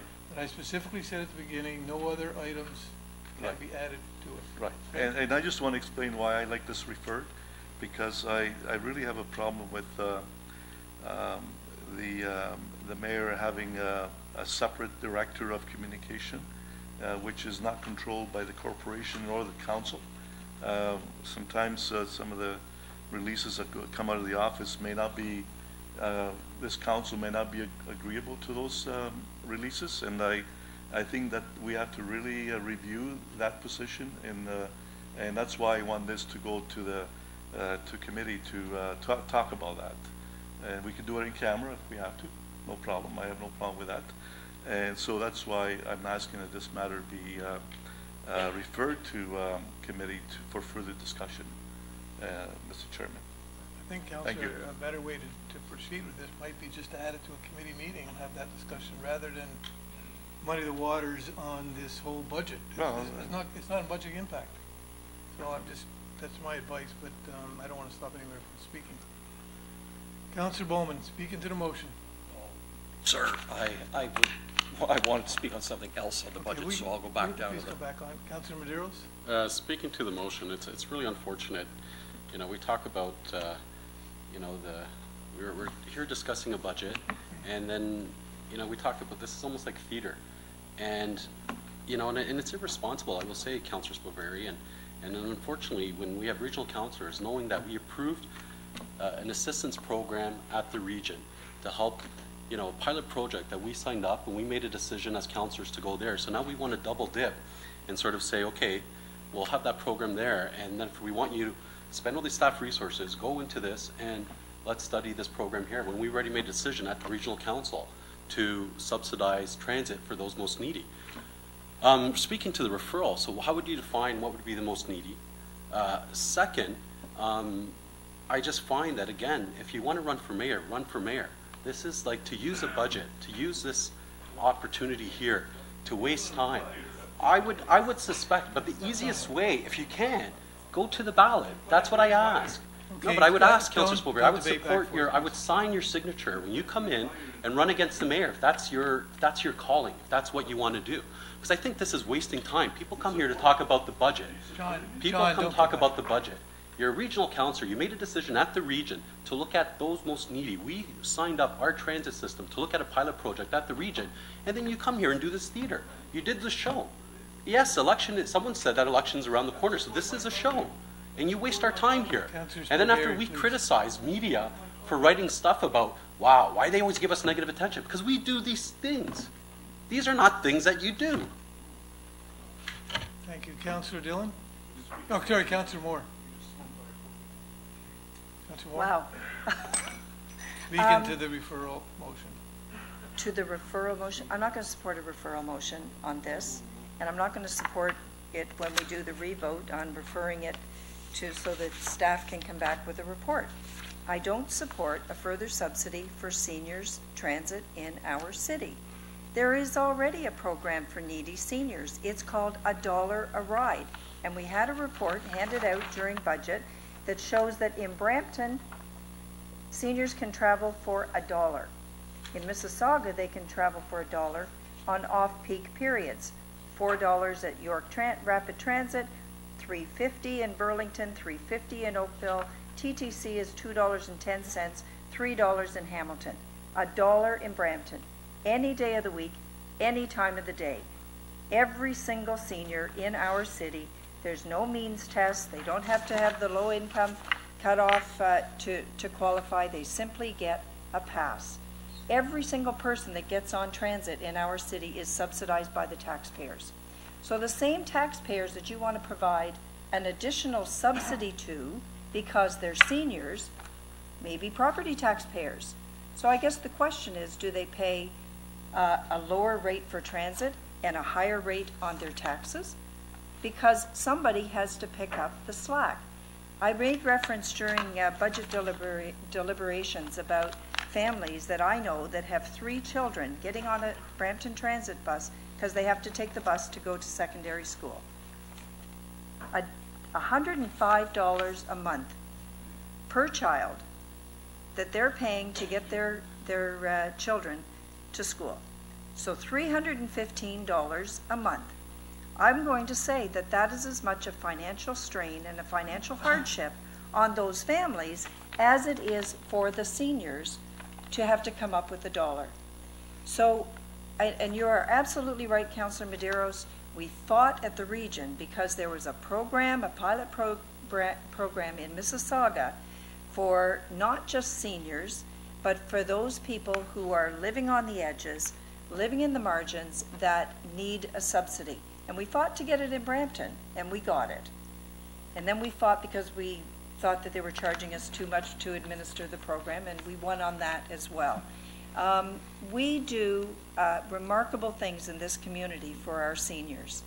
And yes, some are having hardship, and some will always have hardship. Just like the families that have to put 3 children on the bus to get to high school every single day. And so I'm going to vote against this. And I'm going to ask my colleagues to please consider not even referring it back when we get to do the revote on this. You want to talk about politics, this is sheer unadulterated politics. This is an attempt to buy votes with a certain demographic in our community when there's seniors right across our constituencies that I think if you said to them, do you want an increase in your taxes or do you want to ride a bus for $15 a month? I think I know what the answer is. I've been around this game long enough. Hey, Councillor Dillon? Listen, sorry, I'm sorry. Seniors are seniors in this city. And so what do you mean seniors don't vote? Of course seniors vote. Councillor Spovieri, please don't interrupt. No, you can't. Please don't interrupt. No, really? We are subsidizing every single person. If 100% of everybody who got on the bus, whether they were seniors, children, or youth, if they paid full fare, they still wouldn't cover the cost of running transit in our city. So we can't sit a committee this afternoon and pat our transit director on the back for doing such a wonderful job, and wow, we've got, unprecedented growth in our ridership across the city. It's still not paying for itself, and wouldn't if everybody, even if everybody paid the full fare. It's one of those things that as you're running a city, you have to do. We subsidize recreation programs, and every recreation program is subsidy. There is not a single municipally run program that makes money. It's not the business that we're in. Thank you. You done? Done. Was that budget related for you? Councillor Dillon, I didn't want to cut you off. I cut you off last time. I thought you were done. Councillor Dillon. Yeah, thank you, Chair. We're in the business to serve our residents. And you know what, I really appreciate Councillor Spovieri's intentions to support what I had set out was to, just got a talking going around, I'll wait 1 minute. Can we have one conversation? Yeah, no, just wait. The clerk is just confirming the motion. why don't you start over if you like, Councillor? Yeah, we'll let him finish. Waiting for you guys. Okay? No, it's okay. I didn't want Councillor Dillon to be interrupted. So. Go ahead, Councillor Dillon. Oh, thank you. To the chair, we're in the business to serve people. We're not in the business to make profit. And so the report came out on March 3rd, and it outlined what the cost to go to a Calgary model would be. And so in Calgary, they pay $95 per year. What that equals is about $8 a month. For us to go to $8 a month, it would cost the city $150,000 a year. I'm not recommending we go to $8 a month. I'm saying approximately double that, which is about $15 a month, which is about $75,000 a year. Also, you want more savings, you remove the weekly pass, which is about $16. So you're getting even more savings. And so when I spoke about the Facade program, which had $300,000 of unused money, that could support a reduced cost from $52 to $15 for 4 years, and then any subsequent shortfall would have been absorbed in future transit growth. And now I see, to me, it's a little bit hypocritical to claim somebody's doing this for politics or for a particular vote. We had $1.5 million. It's in this budget that's going to Brampton Beast. Seniors can't raise their own salaries like this council did, which cost taxpayers $500,000 for this term. Seniors aren't a hockey team. They can't come here and say we need $1.5 million. You talk about $2 million that this council, I didn't support it, wasted in this term. That could support a reduced cost seniors bus pass, monthly bus pass for 30 years. And somebody's questioning my priorities, whether I'm playing politics with this. Seniors have paved the way for me. A lot of the people here are seniors, but we can raise our own salaries. We get a car allowance. We can afford gas. We can afford car insurance. We live with that luxury. We've been blessed. A lot of people out there, and I said it before, take a look at the Peel poverty statistics. They can't afford it. So I object, and I'm a little bit offended that somebody says it's an election year or somebody's playing politics. And again, I appreciate the intentions by Councillor Sprovieri. Another thing is this. We talked about our own budget. There's 4 members around here who are city councilors. We don't sit at the region. We don't have an additional regional council discretionary fund. So a lot of the people here cut our discretionary fund in half, but I challenge those people to go to the region and cut their regional budget in half, because I take a look at the numbers all the time.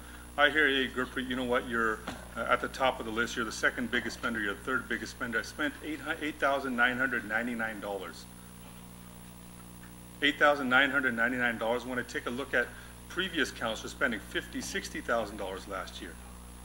And so when you take a look at regional plus city, I'm right in the middle of the list. So I don't understand why we use this. That's playing to the crowd, that's playing to the stands.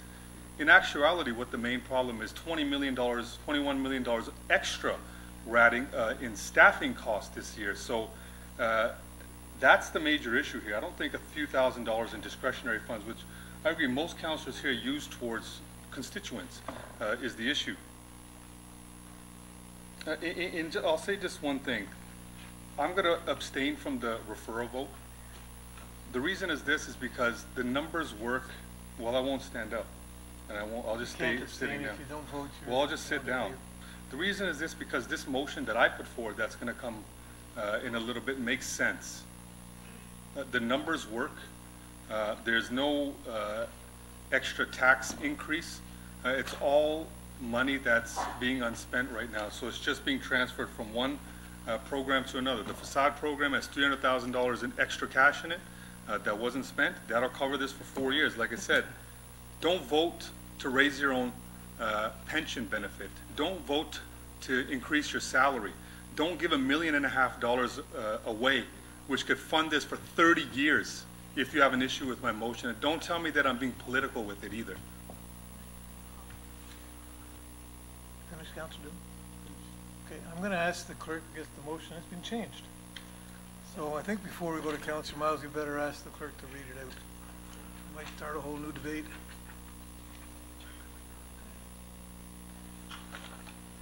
Members of council, through you, Mr. Chair, Councillor Sprovieri and Councillor Pleshy, as the mover and seconder, have effectively withdrawn their motion, and they've moved what I will advise council as a new motion. It's that the following proposal be referred to staff for consideration and a report back to council in regard to possible reductions in the funds from the unused staff component of the Office of the Mayor's budget and/or unused portion of the council office budget as it relates to communications. Mr. Chair, effectively what this motion is proposing is for staff to report back on possible reductions to the Mayor's office budget and the council office budget without identifying where those funds would be redirected to. So the debate is no longer about needy seniors. So I agree with the clerk that this is now a new motion. I'm going to take that new motion, I'm going to park it to the end. We're going to go through everything as we were supposed to at the beginning. And the last thing I'll take with this motion. Okay? So, Councillor Miles, you won't be speaking to the motion because it's not in front of you anymore? Oh, good for you. Councillor Berderos, yeah, there's no motion to speak to yet. So we have the budget's still in front of us. We still got to go through all those motions that we went through the other day. Still have to go through. We still can debate them too. So, yep.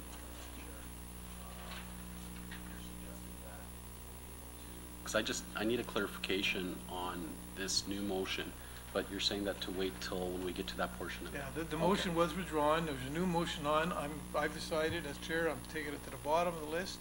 We'll go through everything else first and then deal with that at the end. Okay? Councillor Fertini?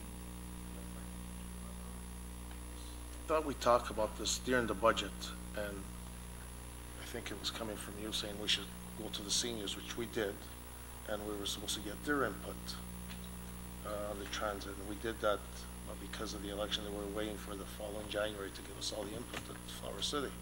Now we're putting this motion on. So I don't know, I thought that's what we were directed to do already. No? No, well, the motion will still, I'm assuming, Mr. Clerk, the motion that's in the budget will still come up at that point? It will still come up? Yep. So we weren't directed to go to the seniors and get their input at the Flower City and then come back and for the following? And it still will come up, we'll still have a chance to debate it. Okay. Councillor Bowman, you're free to talk about anything else now. Thank you, through you, Mr. Chair.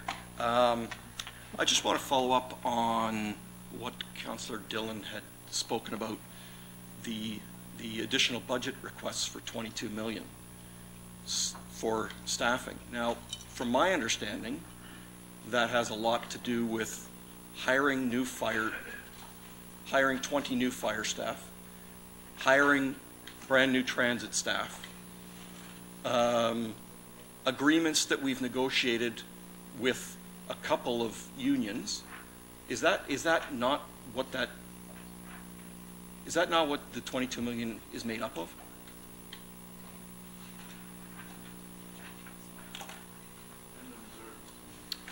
Through the budget chair, yes, the incremental increase in the budget for the salaries would include effectively any staff component of the newer enhanced services, which would include our Zoom service increase for 2018, the increase in the fire full response. It would also include the secondary unit task force.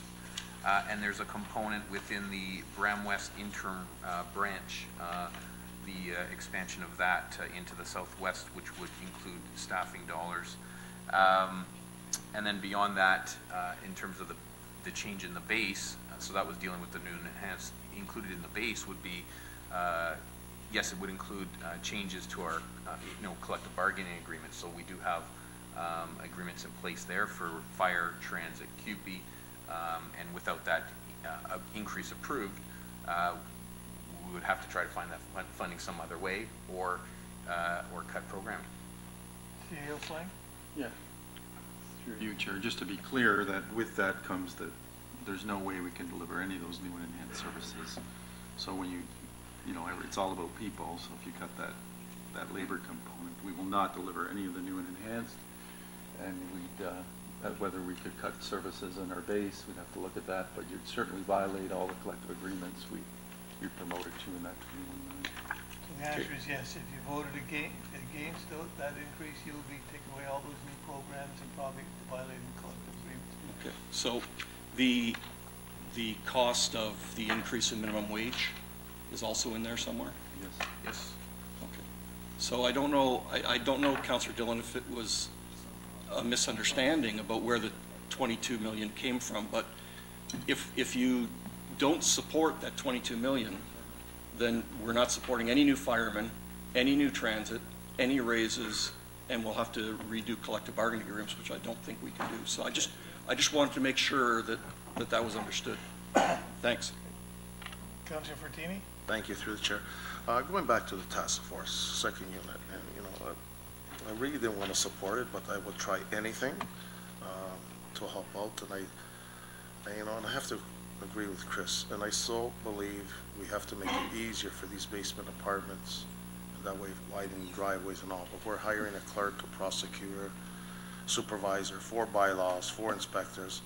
And again, I'm in favor of it, but can we do it maybe as a pilot project? I want them coming back next year and we only did 10 basements. And we spent all this money hiring 9 people. And at the end, they probably only caught 10 people. Because at the end of the day, we only had 73 basements registered so far. And I think the expenses are too high. So maybe, and I thank Jeff Bowman here, Councillor Bowman, for nominating me on the task force. But I'd like to have a pilot project on that to see it only for 1 year. And then we'll carry on. Councillor Dillon? Thank you, Mr. Chair. Just to Councillor Bowman, and I do understand that. What my concern is and what a lot of the concerns that, the concerns that a lot of residents have brought to me is that there's nowhere here that we cut. To me, I understand that, but there's nowhere that we even looked at in cutting. And so that's a concern for a lot of the residents who contacted me about this. And the biggest concern is that 76% of tax revenue comes from residential. And I'd like to see the numbers for the comparisons when we compare that to other municipalities. I've seen the average much lower. I don't have it on me right now, but I've seen it significantly lower. And I gave the example of Toronto as well, and Mississauga, which was mentioned by staff too, and 16% comes from business. And those are the 2 major concerns. And when we continually add on salaries, and that was one of the major things that McCarter said in his report, that too much of it goes to salary. And I do understand that we cut 100 or 200 or however many it was. And that was good news for a lot of the residents. Bad for people who get laid off, but in terms of the bottom line for the tax dollar, that was good news for them, because they feel like a lot of that bloat, to use that word, was gone, that we're really streamlining. But when they hear that we're adding $21 million in additional salary, that's a concern for them. So I do understand what you're saying, but these are just a little bit, some of these numbers are outrageous here, to be quite frank with you. 16% from business, that's not enough. We converted 70 acres of land. 70 acres of land, employment land, in 2015. And that's extra income. That would have balanced it even a little bit. And so those are my concerns. And again, I'm not going to support $21 million in extra salary increases. Can I just respond? All right, get back on the board. Councillor Willens. Thank you, through you, Mr. Chair. I wish Chris was still here. I'm glad he came forward and was in support of those the secondary unit task force, because I'm sure it's unfortunate he spent so much time on it, because he probably had some other good ideas that we could look forward moving with other budgets.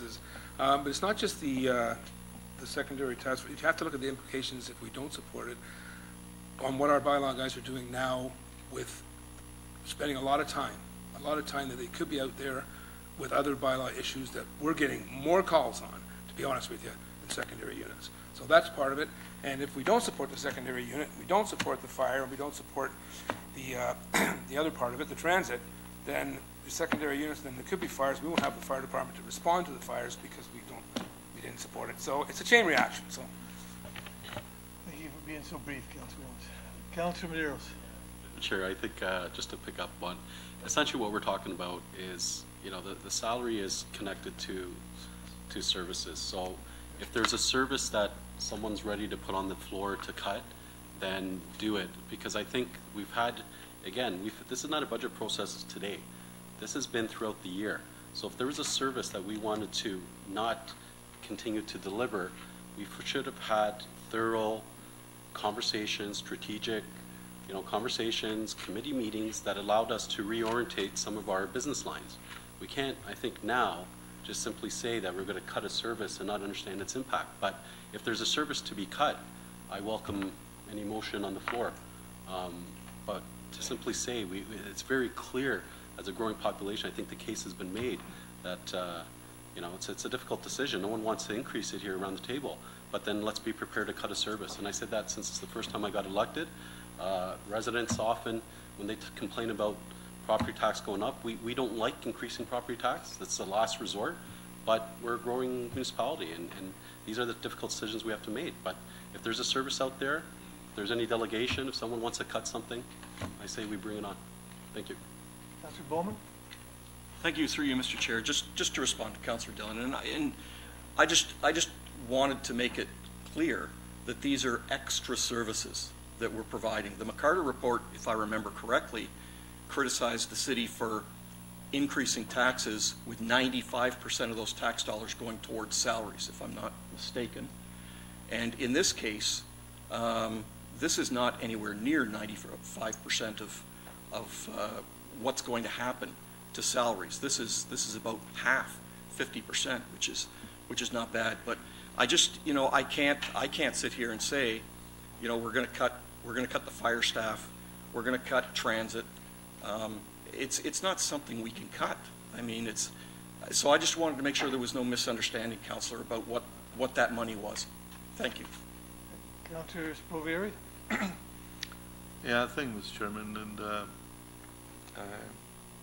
I sympathize with my colleague on how he's feeling, and I know that I've gone through those feelings myself many times,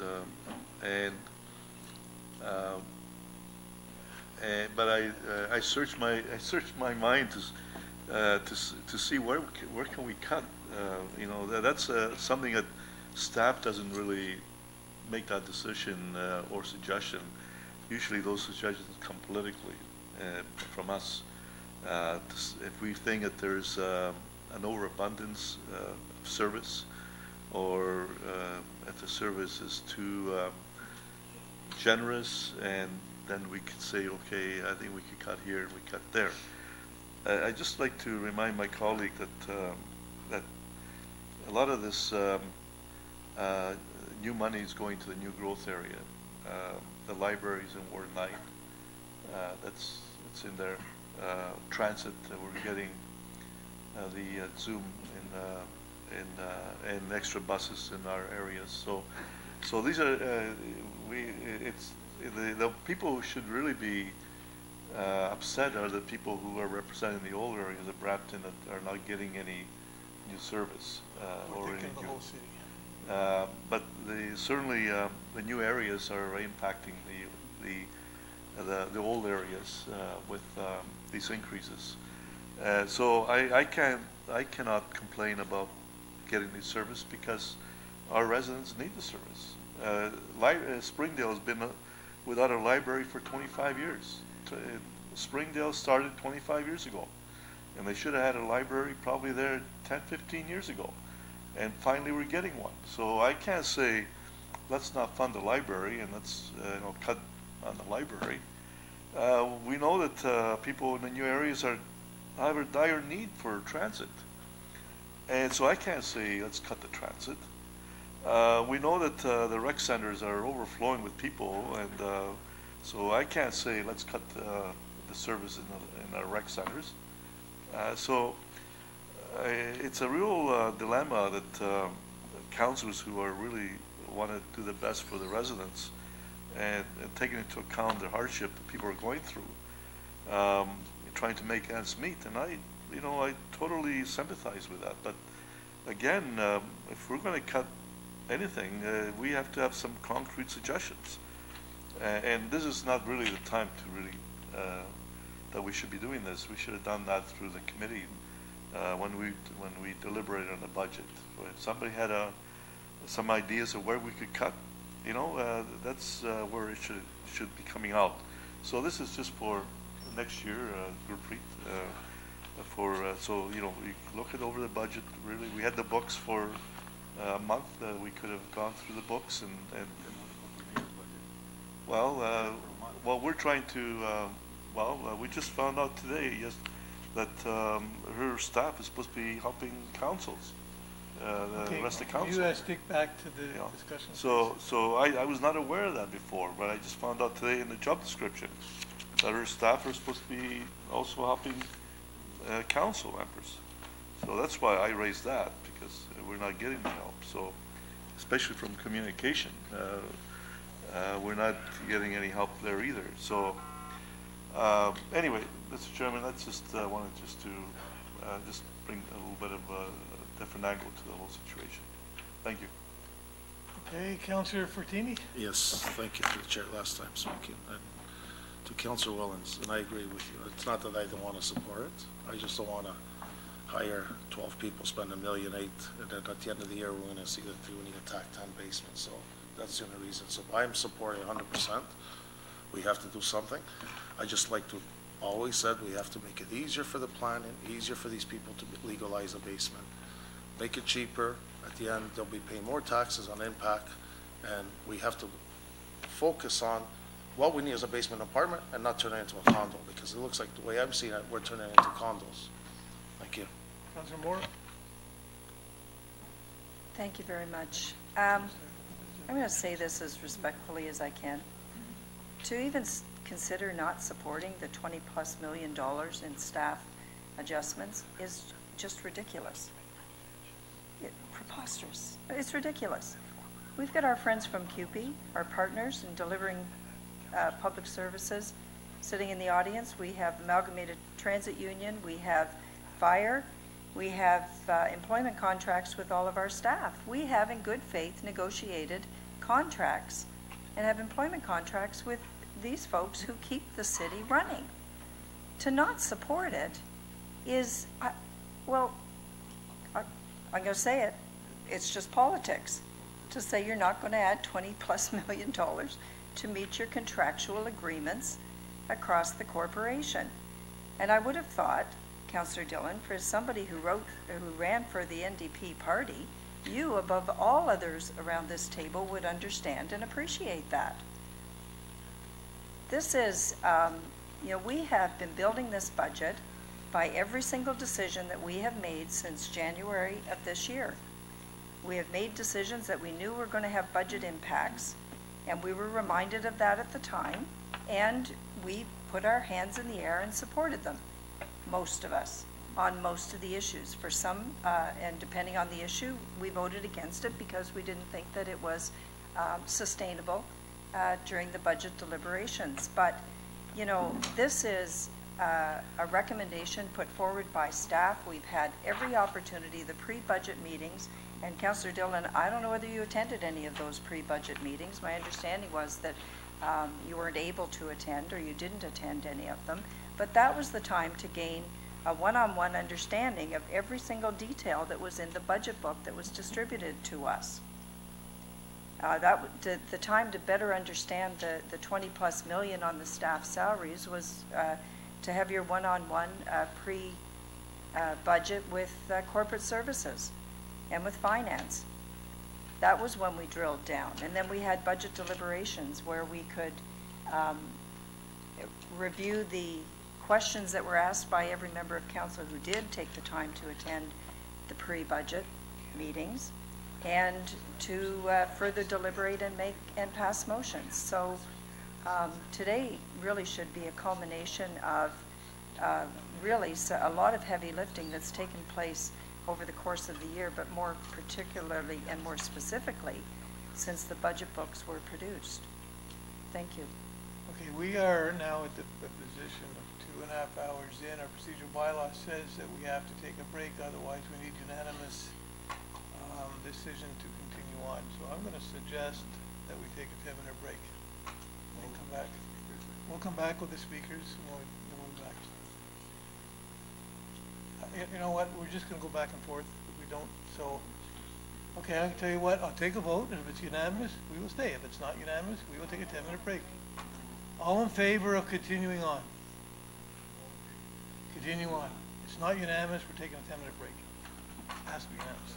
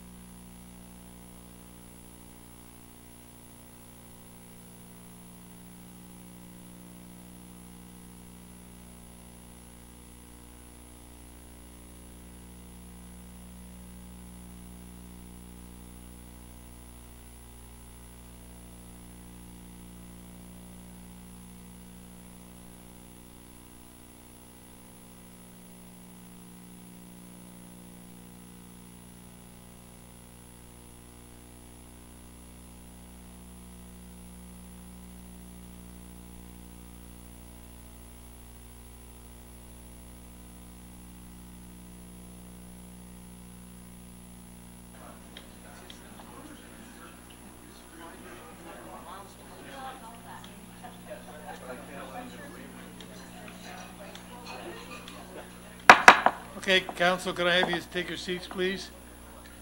I want to quickly remind everybody that there's an event downstairs going on the Montreal Massacre that you're all invited to. I remember seeing something on it. I know the mayor has to speak at it, so if we want to go down there, we better be, our speeches be a little bit quicker and get down there. Otherwise, we're going to have to break at 7:30 and then come back afterwards. And I know none of us have had dinner, so let's try to be quick in your speeches, please. Thank you. Councillor Pleshy, you're next. Thank you, Mr. Chair. Just wanted to say, I've said it before, I'll say it again. If you guys want to make cuts to the budget, then stop the growth. At least slow it down. We're in the predicament we are today because of the fast pace of population growth that we have in the city of Brampton. I don't know what this big thing is about being the fifth fastest growing city, or you want to be bigger than Mississauga. I don't understand it. Why? What's the need? Like I've said before, slow it down if you want to make the cuts. Thank you. Councillor Dillon. Thanks to the chair. Just to respond to Councillor Moore, I did have my discussions with staff. I was unable to go to some of those meetings, which is why I personally met with Mr. Sutton as well. And I'll finish off by this. I think we'll get to the vote in a bit. I think there's other discussions we obviously need to have. And number one, I absolutely support job growth. I think there's no question that anybody here doesn't. And I spoke of luxuries before, but there's reference to what previous election I ran in, but provincial. But in the city and municipalities, we're limited in our revenue collection. And the underlying point I was making was that we didn't cut anywhere. We didn't give confidence to our residents that we're trying to cut in other places when, in fact, we were warned about salary increases. And the second point was that I was speaking about imbalance, and the extreme imbalance we have in terms of residential to our commercial business, where we're looking at 77 compared to 16%. And I do understand the valid points absolutely by Councillor Moore and Councillor Sproveri. But the question becomes, and I'm hopeful that Councillor Moore can answer, why are we in this predicament? Why do we have this imbalance that we have? Why do we have this activity rate or jobs to population ratio that is unbalanced, again, to use that word? We're at 32 jobs per 100 people. Mississauga is at 66 or 67 jobs. 50% you're at a healthy rate. And I mentioned 70 acres before that we converted. We did an MCR, a Municipal Comprehensive Review, which was, I'm getting to the point. A Municipal Comprehensive Review, when you want to convert commercial to residential. This was put in place by the province because of cities like Brampton. Over the past 25 years, 27 years, this city's converted 1,500 acres of employment land. It's not commercial zoning. This is actual employment land to residential. It's thousands of job opportunities lost, thousands of, it's a lot of revenue that's been taken away. And so I get what's going on here. I understand the point. I understand $21 million is involved with growth, and I appreciate your points on that. But why are we here? How did we get here?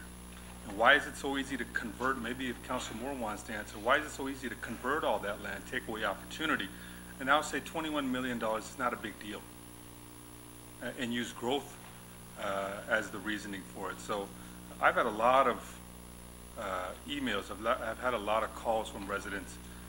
Again, to use the word, we're struggling.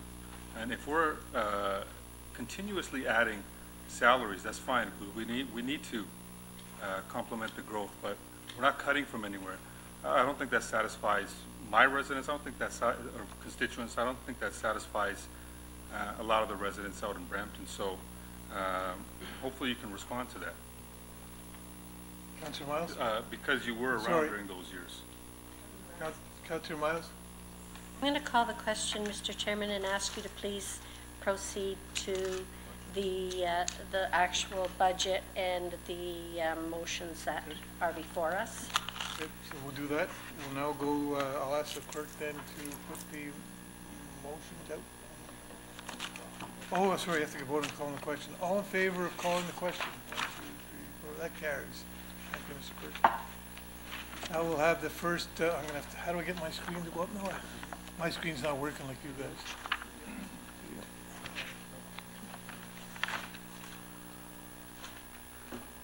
Okay, there we go.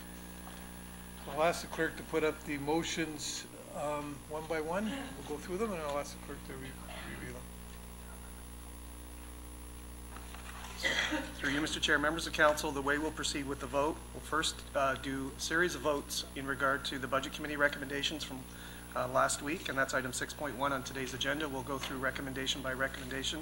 Following that, we'll deal with item 5.1, which is the corporate report on this evening's agenda.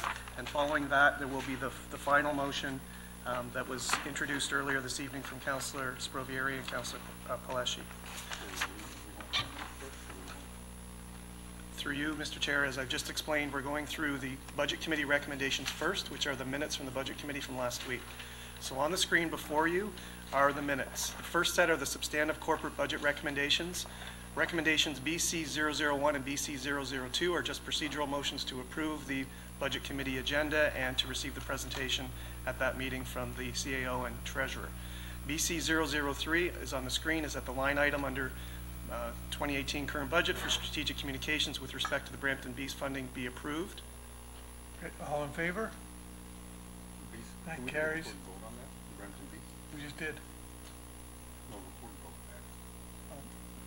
Okay, we can call recorded vote. Recorded vote's been requested on BC 003 as shown on the screen. All in favor, please stand to be counted. Showing in favor is Councillor Moore, Councillor Willens, Councillor Paleshi, Councillor Sprovieri, Chair Gibson, Councillor Bowman, Councillor Fortini, Councillor Miles. All opposed to the motion, please stand to be counted. Showing opposed is Councillor Dillon, Councillor Medeiros, Mayor Jeffrey.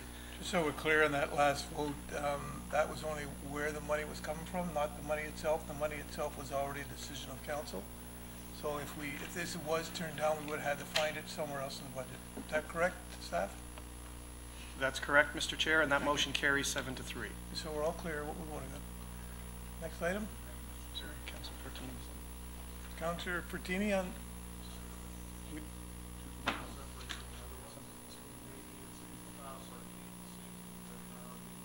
We can separate anything you like. Which ones do you want to separate? Oh yeah, no, we get the conflicts. The clerk's going to let us know. Yes. Sorry, Mr. Chair, just to correct, that last vote was 8-3 in favor of the motion. The next motion is BC 004. The first part is part 1, which has 4 subparts, and these are exclusions to allow for those members that declared a conflict of interest. So it is, the vote is on part 1, clauses A, B, C, and D. It's a transfer.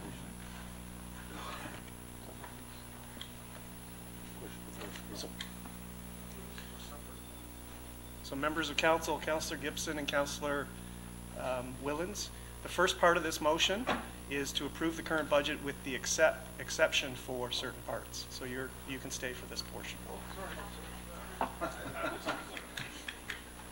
My fault. Question of clarification. Yep, Councillor Dillon, question of clarification. Thank you, Mr. Chair. Just as, sorry, through the chair to the clerk, are we going to be voting individually on each of these, 1 through 9? Through you, Mr. Chair, that's up to council to decide. I'd like a separate vote on each of them, particularly 1 to 4. Okay, so we have separate, you asked for a separate vote on 1 to 4? Yes. Okay. So the first vote is on part 1 of BC 004. All in favor? That carries. The second is clause 2, which is the 2018 current budget for the corporate departments as it pertains specifically to the compensation portion for transit. And I understand Councillor Gibson and Mayor Jeffrey declared a conflict, so those 2 members can leave. So this is clause 2. Can we get a recorded vote again? 1 to 4. Recorded vote's been requested on clause 2. All in favor of clause 2 as shown on the screen, please stand to be counted. Showing in favor is Councillor Moore, Councillor Willens, Councillor Paleshi, Councillor Sprovieri. Acting Chair Medeiros, Councillor Bowman, Councillor Fortini, Councillor Miles. All opposed, please stand to be counted. Showing opposed is Councillor Dillon. Mr. Acting Chair, that motion carries 8-1, I believe. Yes. The next motion is Part 3, which relates to the 2018 current budget as it pertains specifically to the Public Works and Engineering Department. And Councillor Willens had declared a conflict on that. Court of vote's been asked. Recorded vote's been requested on Clause 3. All in favor, please stand to be counted. Showing in favor is Councillor Moore, Councillor Paleschi, Councillor Sprovieri, Chair Gibson, Councillor Medeiros, Councillor Bowman, Councillor Fortini, Councillor Miles, Mayor Jeffrey. All opposed, please stand to be counted. Showing opposed is Councillor Dillon. Mr. Chair, that motion carries 9-1.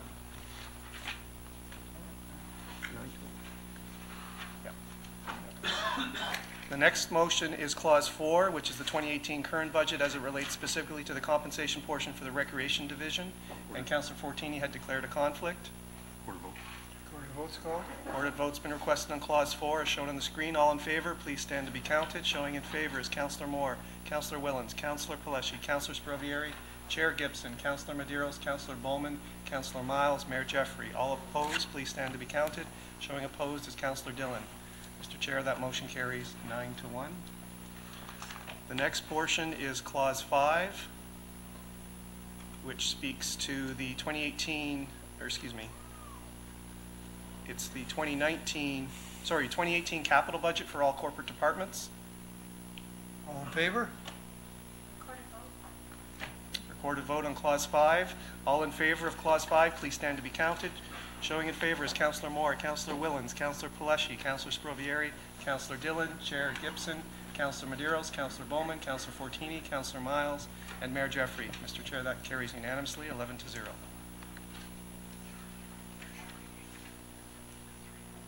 The next motion is Clause 6, which is the 2019 and 2020 current budget to be approved in principle for corporate departments. I'm just saying, the clerk is just making a correction or something, giving her an opportunity. We're rushing her. Sorry.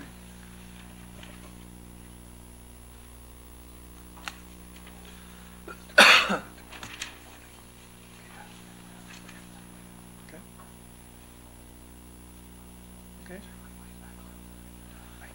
All right, Charles. Okay. Thank you. Okay, all in favor? Carries. Clause 7 is the 2019 to 2020 capital budget for approval in principle. All in favor? That carries.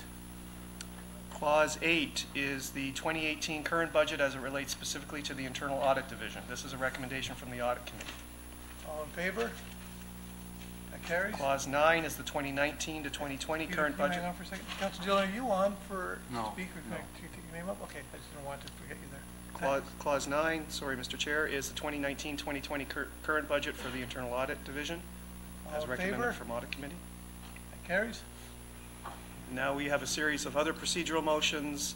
BC 05 is just requesting the clerk's office to schedule tonight's meeting.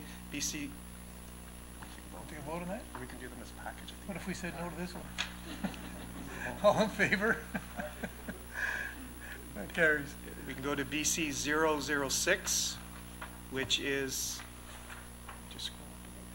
the delegation from David Lang, Brampton resident, in regard to the climate action plan, and that motion is referred to staff for a report back. All in favor? That carries. BC 007 is the delegation from Leo O'Brien and Dr. Maureen Harper to be received. All in favor? Carries. Scroll down to BC 008. These are substantive local board budget recommendations. The first set in BC 008 relates to the Brampton Downtown Business Improvement Area, current 2018 current capital budgets. All in favor? 2019. That carries. The next is BC 009, which are the substantive budget recommendations for the Brampton Library Board. All in favor? That carries. The next set of recommendations are substantive transit recommendations. The first is in regard to the transit user fee budget recommendations, and that's BC 010. All in favor? Recorded vote's been called. Recorded vote on recommendation BC 010. All in favor, please stand to be counted. Showing in favor is Councillor Moore, Councillor Willens, Councillor Paleschi, Councillor Sprovieri, Chair Gibson, Councillor Medeiros, Councillor Bowman, Councillor Fortini, Councillor Miles, Mayor Jeffrey, all opposed, please stand to be counted. Showing opposed is Councillor Dillon. Mr. Chair, that carries 10 to 1.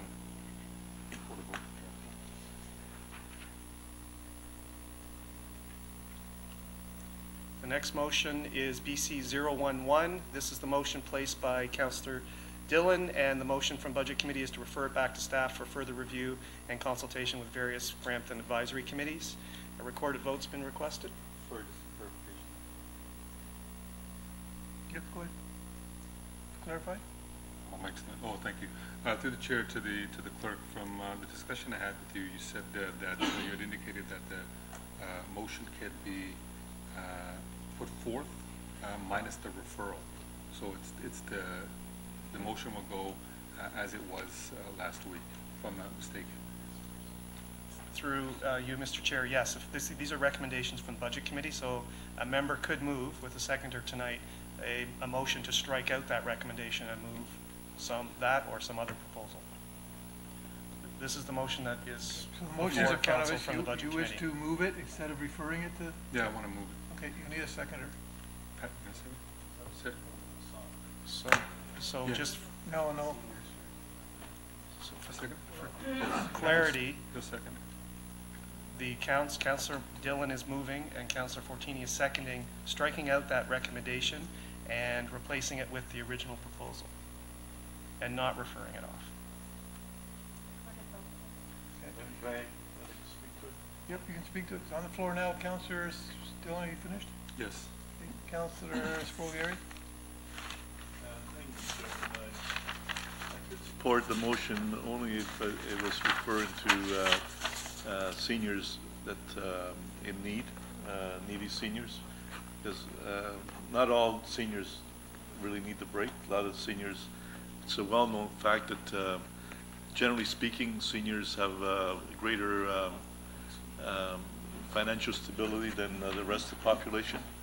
That's just generally speaking. So I can only support if it's only for the seniors that are in need, and not generally. So if the council wishes to make that adjustment, I would support it. And if not, I cannot support it. Thank you. Okay, I haven't heard a change. Alex, did you wish to speak to this? Sure, if I may, through you, Chair. Just in terms of the low-income seniors, part of the council direction that we had before to go back to the regional council, it was taken by our regional councillors, is to look at that affordable pass. So we're in the midst of discussions with the region.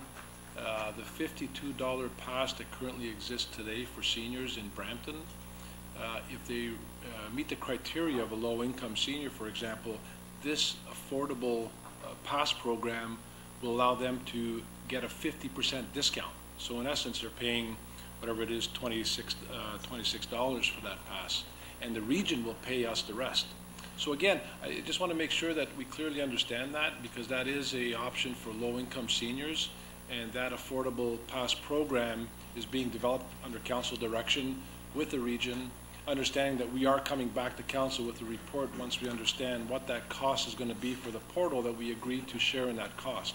And that will be, we don't know what that dollar value will be. We'll have to come back to council with a report on that once we understand that from the region. Just so we're clear on that, the region would pay us, and therefore there wouldn't be a cost to our budget because we get the money from the region. That's correct, Your Chair. Yeah. Okay. Councillor Moore? Mr. Chairman, I'd like to call the question, but I do have a procedural question. Can I do both? Mr. Clerk? No. So I can't call the question and question your ruling. Call the question and then it's It up would to be my council. ruling. Yeah. But The ruling. do you have a point of clarification? Well, I have a point of clarification. If it Then was the ask will first. of committee, and there was a resolution passed to refer it, I didn't support that. I was on the losing side of that vote. However, if that was the will of committee, how can one member of council just arbitrarily change it? It seems to me that you need to vote on the referral from the committee, or the recommendation from the committee, which was a referral. If that fails, then a councillor can put forward another motion. So through you, Keep the Mr. main Chair. motion on the floor. The Budget Committee is a subordinate committee to Council. Council is supreme. So the recommendations before us tonight are the recommendations of Budget Committee. It is fair game for a member of Council to take a recommendation such as this one from Budget Committee and move a motion to strike it out or amend it as they see fit, as long as it's properly moved. A motion has been properly moved by Councillor Dillon, seconded by Councillor Fortini, so it's a proper motion. My advice to the Chair. Okay, Council. that's fine. I did call the question. Are you calling the question? I called the question. Okay. Councillor Dillon, you haven't spoken, or? No, just gonna make a comment. Did Councillor Dillon speak on it? Yes, he did. Yes, he did. Speak to this motion, did it? No, the question's been called, Councillor Dillon. Fair enough. Sorry, can I just get a clarification? A point of clarification, I guess you can, as long as you're not speaking. I just want to confirm that the motion is still as is the way I presented it, right? Is that correct? Through you, Mr. Chair, the motion that you've moved is that the referral be struck out and your original motion as presented at Budget Committee be presented this evening for a vote. And that's what's in the red on the screen. Yes. So I haven't spoken, so I'm going to speak on this. Problem with this is I see it. First of all, I agree with the comments that Councillor Medeiros made and Councillor Moore made that the region's already doing something and helping, and the director pointed that out. But also, this is good to take it out of a surplus this year, but you're strapping next year and the year after and the year after to be in the budget. So, you know, that's the type of decisions that have been made in the past, and wrong decisions in my opinion. If you're going to do it, then do it. Just do it, and don't take it out of any other surplus, and live with it. But this would be irresponsible to me because you are strapping the following years. So I will vote against it. I don't see anybody else. Are we asking for a recorded vote, I'm assuming? Okay. Recorded vote's been requested on Councillor Dillon's motion, seconded by Councillor Fortini, as shown in the red. All in favor, please stand to be counted. Showing in favor is Councillor Dillon, Councillor Fortini. All opposed, please stand to be counted. Showing opposed is Councillor Moore, Councillor Willens, Councillor Paleschi, Councillor Spravieri, Chair Gibson, Councillor Medeiros, Councillor Bowman, Councillor Miles, and Mayor Jeffrey. Mr. Chair, that motion loses 2-9. Okay.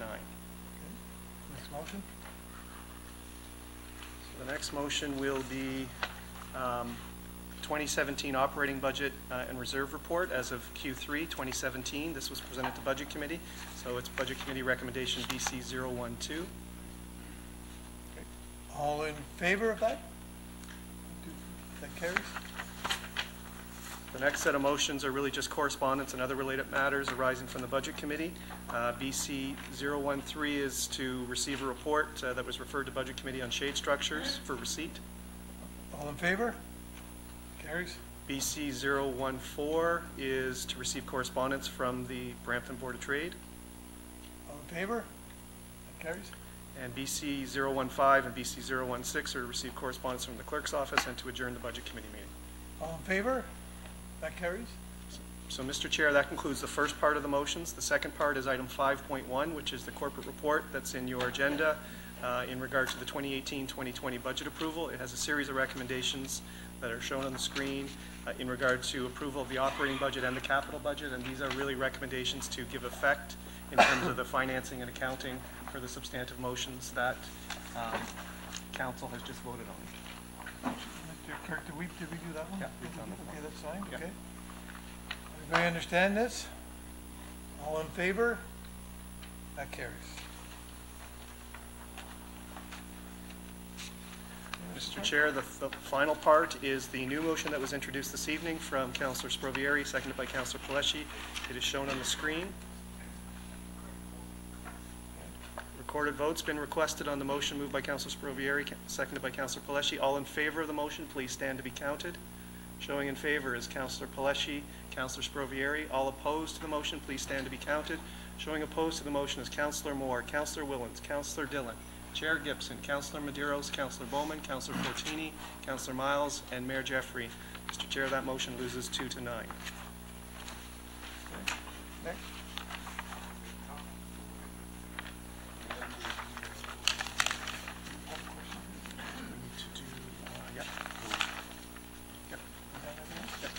Okay, committee, we've done. We now have a 15-minute, if needed, public question period. Is there anybody from the public that's here tonight that would like to come down?